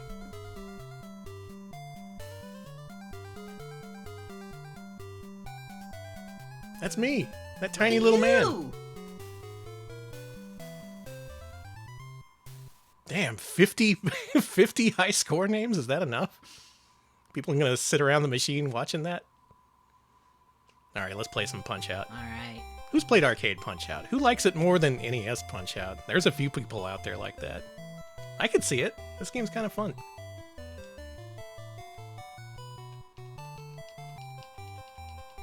Well, you know me. You gotta be you. Glass Joe versus Ass Joe. Ladies and gentlemen, Glass Joe. Look at these graphics. Like, holy shit. They got sprite scaling. They got big detailed characters moving quickly across the screen. They got digitized voices coming in one speaker but not the other. You could do uppercuts. He's down.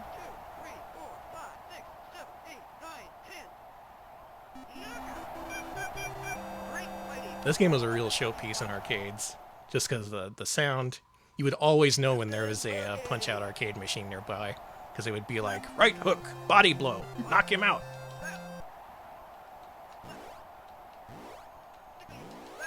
Shit, I missed. No.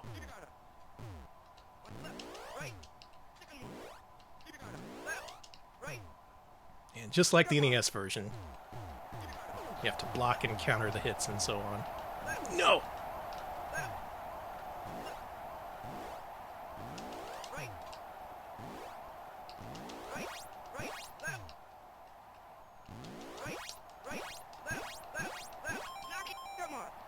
Up, down, up, and right.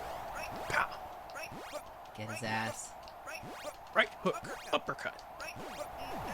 There we go. Also, the presentation stood out because these were 2 CRT monitors stacked on top of each other.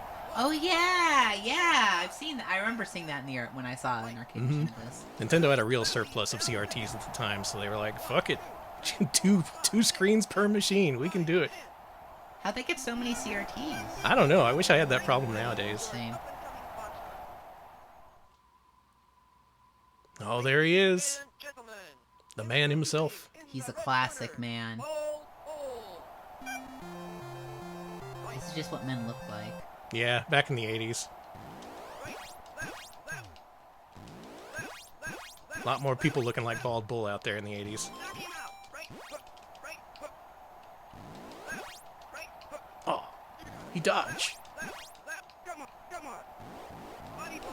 Ah, he still does the bull charge. It's harder to time in this version, though.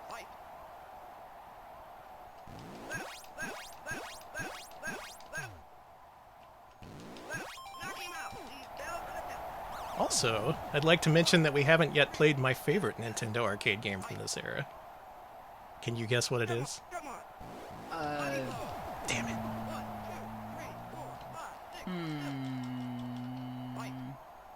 It's coming up pretty soon. Fascination Mario Edition. Yeah, got it. Got it in one. You shoot off Mario's suspenders and overalls, and you get to see you now. Damn it. Did I help you win with that good statement? No, just the idea of shooting off one overall and then the other. It's really funny. When you do, he makes a sexy noise like wahoo! Like, but sexily. No, not sex. It's just wahoo. It's the normal really wahoo. Excited. Wahoo. Yeah, I deserve that. That's fair. Oh, it was so close. I'm not getting up from that. You're dead.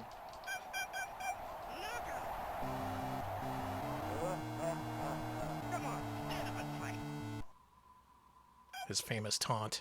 There's Ass climbing the leaderboards, ending up at 34. Good job, Ass. Good job, ass. Believe it or not, the same year, 1984, they released an expanded version of Punch-Out. An expansion kit. You would just use the same exact cabinet and everything. You would just, like, load up some new ROMs. And you would transform the game into Super Punch-Out. Ooh. This game is hard. I'm probably not going to be able to beat the first guy.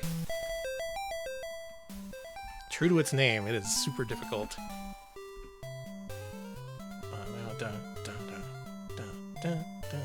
This is like the theme from the Wild World of Sports or something.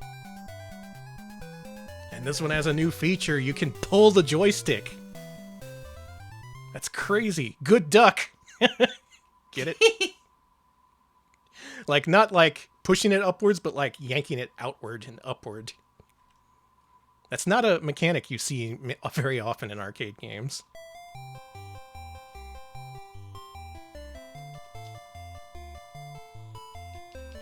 Oh, Ass is back in business.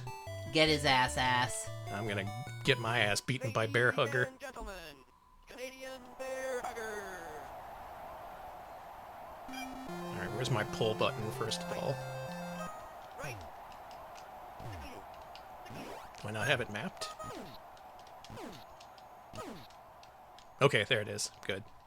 We do need the pull button. It is quite important.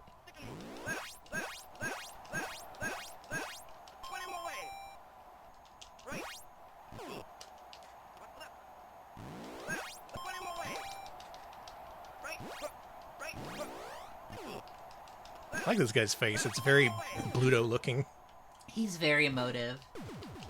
Very Flesher Brothers. Yes.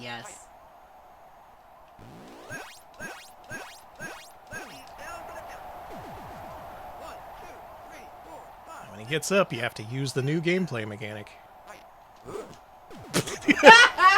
just like that. Exactly like that. Okay, it was actually that button. I see.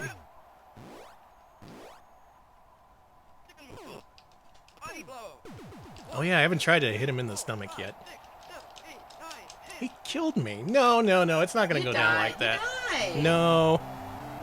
That was just a fluke. The game cheated. The solar ray hit the console.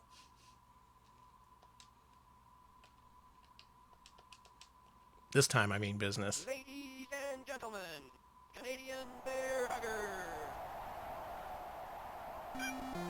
So what are people's thoughts on Super Punch-Out as opposed to regular Punch-Out? Do you like it more? Is it a more satisfying challenge? I'm not good enough at these games to tell you myself.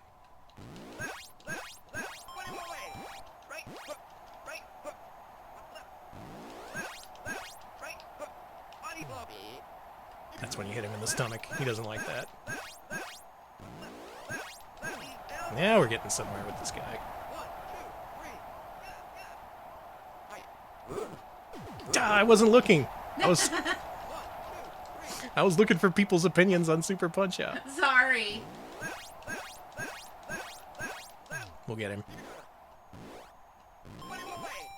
Yeah, it does sound like B-17 bomber voice. A little bit, yeah. I kind of like the voice synthesis. Let's see, chat says that Super Punch-Out is perfectly fine. Okay. I just could never get past the first couple of guys. It's tough. But maybe if you take the time to learn. This is the superior version. Here comes Dragon Chan. I don't like fighting this guy. Good luck. You'll probably see why in a second.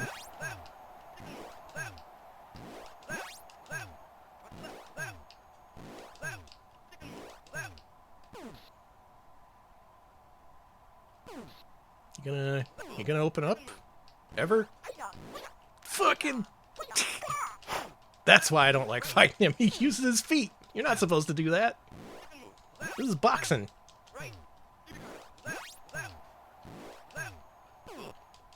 And I just can't score any damage on him.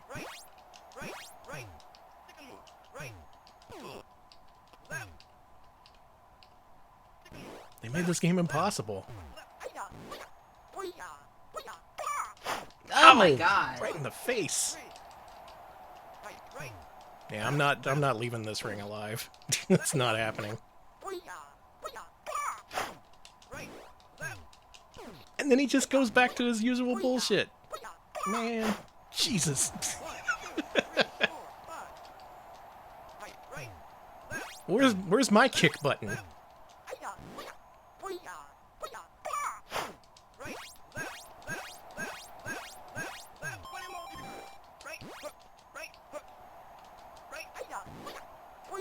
Do it again. What an asshole. There you go. That's level 2 of Super Punch-Out. Nobody has ever beaten this stage. I hate this guy. I'm sorry he kicked your ass, but I'm pissed at him. You've made a powerful enemy in Alex, Dragon Chan. Alright, that's 1984. And at this point, Nintendo has fully wound down its arcade game production. It has one game left in the pipeline that it's just barely going to release. This is also a reskin of Punch-Out and Super Punch-Out. This is another ROM upgrade you could do to fully convert the game. You just needed a new joystick, and it would still use dual monitors. And this, I'm not kidding, this is my favorite Nintendo arcade game from this era. We're going to play arm wrestling.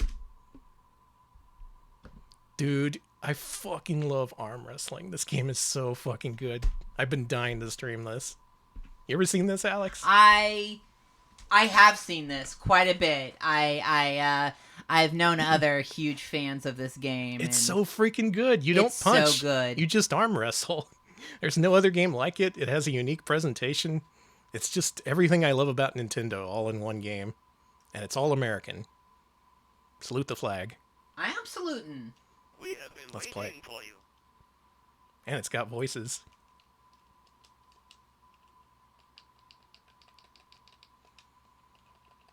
Gotta go with the classic ass.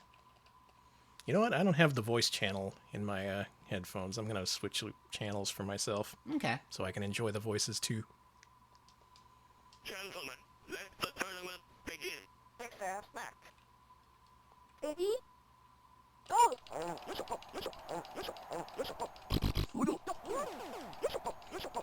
Does gaming get any better than this? I think not. Mm-mm.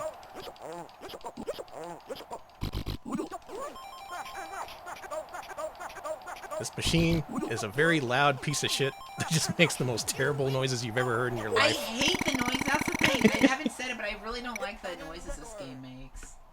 It's an acquired taste. Personally, I like it a lot. From Japan, Kabuki. You want to hear some real shit?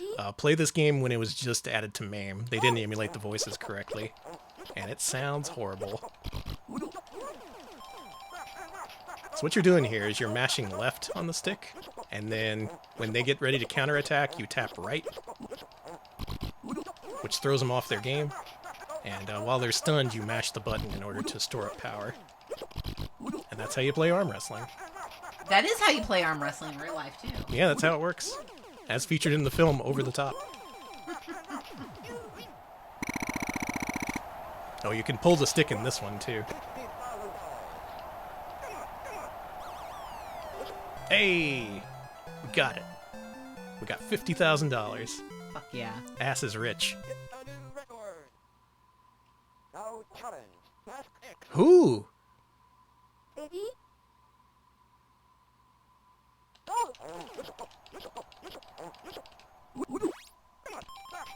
Who do you think it is? I think it's, Mario. Mario Oh my got god. ripped. Mario's buff. Yeah, Mario's been drinking my shakes.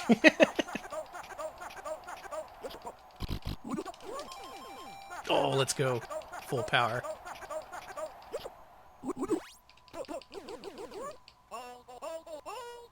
Oh my god. It's Bald Bull! It What was the hell? freaking Bald Bull. Look at your dumb vest, I'm sorry. Yeah, we work at Nintendo University. Ugh. Aries and H. Oh, horrible noises incoming. Sorry about this. Oh, it's Alice and Ape 3! Yeah, They are good friends. good friends. Wow, it killed me. Totally kicked my Fucking ass. I have you ever beaten Ape 3? Oh yeah. You have? Uh-huh. Damn. Now challenge.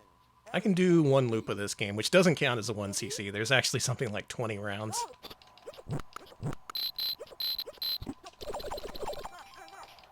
Yeah, check this out. This is the hard part. Got him! Nice. Very precise timing. Get a new record. Oh, if you don't do that, by the way, you automatically lose. Yo, Frank Jr. Yeah, check it out, the final boss.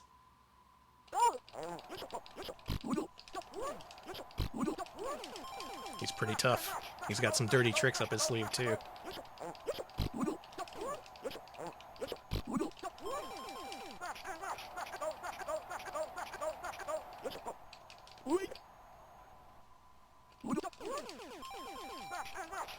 Man, you really gotta mash for that. He's gonna do his shit. No, I didn't do enough. He's gonna do it again. Yes! Oh. Got his ass. That fire is an instant death, by the way. Oh shit, you got the money! No! It looks like a giant ass. I got crushed by a giant ass. You got crushed by the ass of industry. And from here, the opponents loop, but they do some new stupid shit.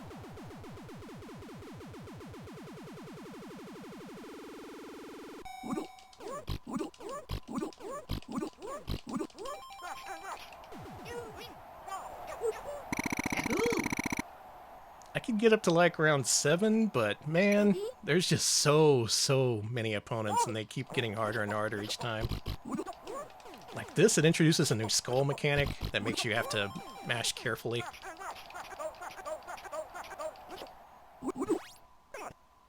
Now this guy I don't think is Bald Bull. This has got to be Mario.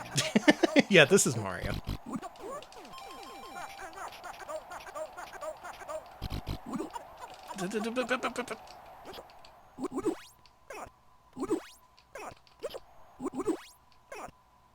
Oh, this is brutal.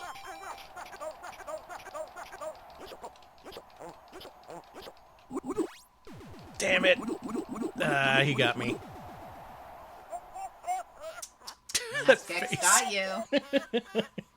We'll never know who he was. It'll remain a mystery forever. Luckily, Ass has gotten their rightful place as #1 in arm wrestling. And that is my favorite Nintendo arcade game of this era. Definitely check out arm wrestling. They're never going to put this on Switch. It's never going to be re-released. But it's amazing, and it plays like nothing else, and I love it. And that's the end of Nintendo's published games in the arcade era. I could have phrased that better, whatever. But they have one more surprise game in store. Nintendo of America revved up their manufacturing engine for one last game in American arcades in 1987. It wasn't a Nintendo game, but this game would not have gotten a US release if Nintendo had not interceded. Can you guess what it is? No. No way. Explain. Well, Explain. let's look at the title screen. Okay, I'm looking at it.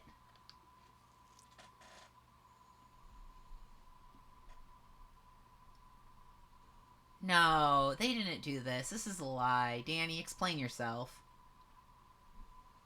What the fuck? Licensed to Nintendo of America. Explain. Weirder things have happened. We've seen that a lot already on tonight's show, but Nintendo's final act as an arcade cabinet manufacturer was to bring Irem's R-Type to America. Licensed to Nintendo of America. They didn't do that with any other game for any other publisher, just this was their last gasp in 1987. And with that, that kind of beautifully closes the loop on their whole space shoot-'em-up thing that they had going in the 70s and 80s. They were like, fuck, this is the ultimate space shooter. We can't just leave this in Japan. We have to intercede. We have to. And so Nintendo's unending love of space shooters resulted in R-Type getting released in America and spinning off as a series in its own, and probably helping Irem get a foothold as well. Of course, they already had a presence with games like Kung Fu Master, but Nintendo making these cabinets probably didn't hurt them. Oh, yeah. God, that's so crazy. What a weird history this has been, from softcore porn to ripping off other people's games to just being the actual licensed publisher of other people's games, to Punch-Out and Mario Brothers to arm wrestling. Nintendo had a hell of a time in their arcade era in the 70s and 80s, and hopefully now you have a better appreciation of it after having seen our stupid stream. What's your favorite game you saw tonight, Alex? I have to say, I want to say R-Type, but that's not fair. Yeah, it's God not help Nintendo. me. As much as I was making fun of it, I really do have a soft spot for Donkey Kong 3, and also Fascination. I'm obsessed now. There has to be some remnants of that. Someone has to have the illicit video footage. Some way. There has to be some way of replicating the Fascination experience, other than loading up Pornhub. Dandy. Can't do that in Texas anymore. Really? Yeah, They banned Pornhub here. I'll tell you after stream. God damn it! My side job. I was gonna follow in Nintendo's footsteps, making nice softcore porn. Sorry, honey. You're you might say that you're screwed. Oh boy. I mean, I wouldn't say that, but you might say that. So from here, like I said, Nintendo continued to make NES adaptations in arcades, like the Versus games, the Versus Unisystem, the Play Choice 10 games. Later on, they would partner with companies like Midway and Rare to make other arcade games like Killer Instinct and Cruisin' USA. But that's a story for another time. That's R-Type, and that is Nintendo's reign in the arcades in the 70s and 80s. Wow, I actually pulled that off. No major disasters. The computer didn't blow up. We actually got through this stream unscathed. I'm still living, and hopefully you are too, Alex. I am alive, I think. I think. If any of y'all are still alive, thank you for watching. Thank and you. I hope you enjoyed and appreciated. Once again, special thanks to our patrons, as always, for making this week's stream happen. Sorry about the disturbing imagery there. I forgot about that. Oh, I hate him. I just jump scared myself. You know what? I'm going to say Monkey Magic was my favorite, just to be a contrarian weirdo. Thank you, Alex. You're welcome. And thank you, Monkey Magic from Nintendo, for disturbing us all.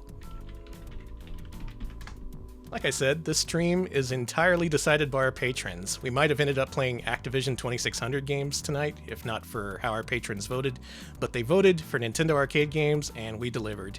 If you want to vote for what we play during our Wednesday showcase streams, head to patreon.com/retropals. If you're at the $5 tier, you get to vote. Tell us what to play. Just do it. Tell us. Your wish is our command, or something. Man, I need to stop looking at the Monkey Magic Monkey. I'm going to look for a raid target. Alex, wrap us up if you would. We are also on YouTube, youtube.com/retropals. We post full-length highlights of our streams there. Our latest one is, oh my god, Starcade. Starcade, I knew that. Starcade, please check it out. It has a lot of really interesting old arcade games. If you like old arcade games, it's a really good show. So definitely look at that. We also have a co-host, cohost.org/retropals. And we have a Blue Sky. Let me just link that in the chat here. Oh, wrong thing. It's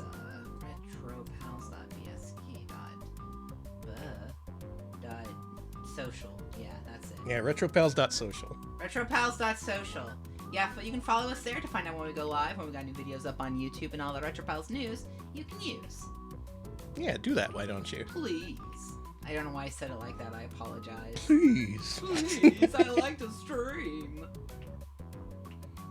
All right, hang on a second. I got an ad. Okay, we gotta wait for the ad to end. I'm going to stare into the Monkey Magic's monkey's So, eyes. so are you in an ad for like HelloFresh or something? It's an ad for a family that got in a car accident. Thanks, Twitch. I think I've seen that ad. That's so funny. Oh, it's Subaru. Yeah, Give us money, Subaru. Subaru, we'll make you money. All right, who haven't I rated in a while? I'm gonna go with Ren. Ren. Folks, please enjoy Millipede VTuber Ren M, who is going through the entire PlayStation library year by year. Right now, she's up to 1996, and she's playing Saban's Power Rangers Zeo Full Tilt Battle Pinball. Did you know there was a pinball spin-off of Power Rangers in the 90s? I know now. So enjoy that. Have a good rest of your evening, and we'll see you later. Thanks for watching. See ya, folks.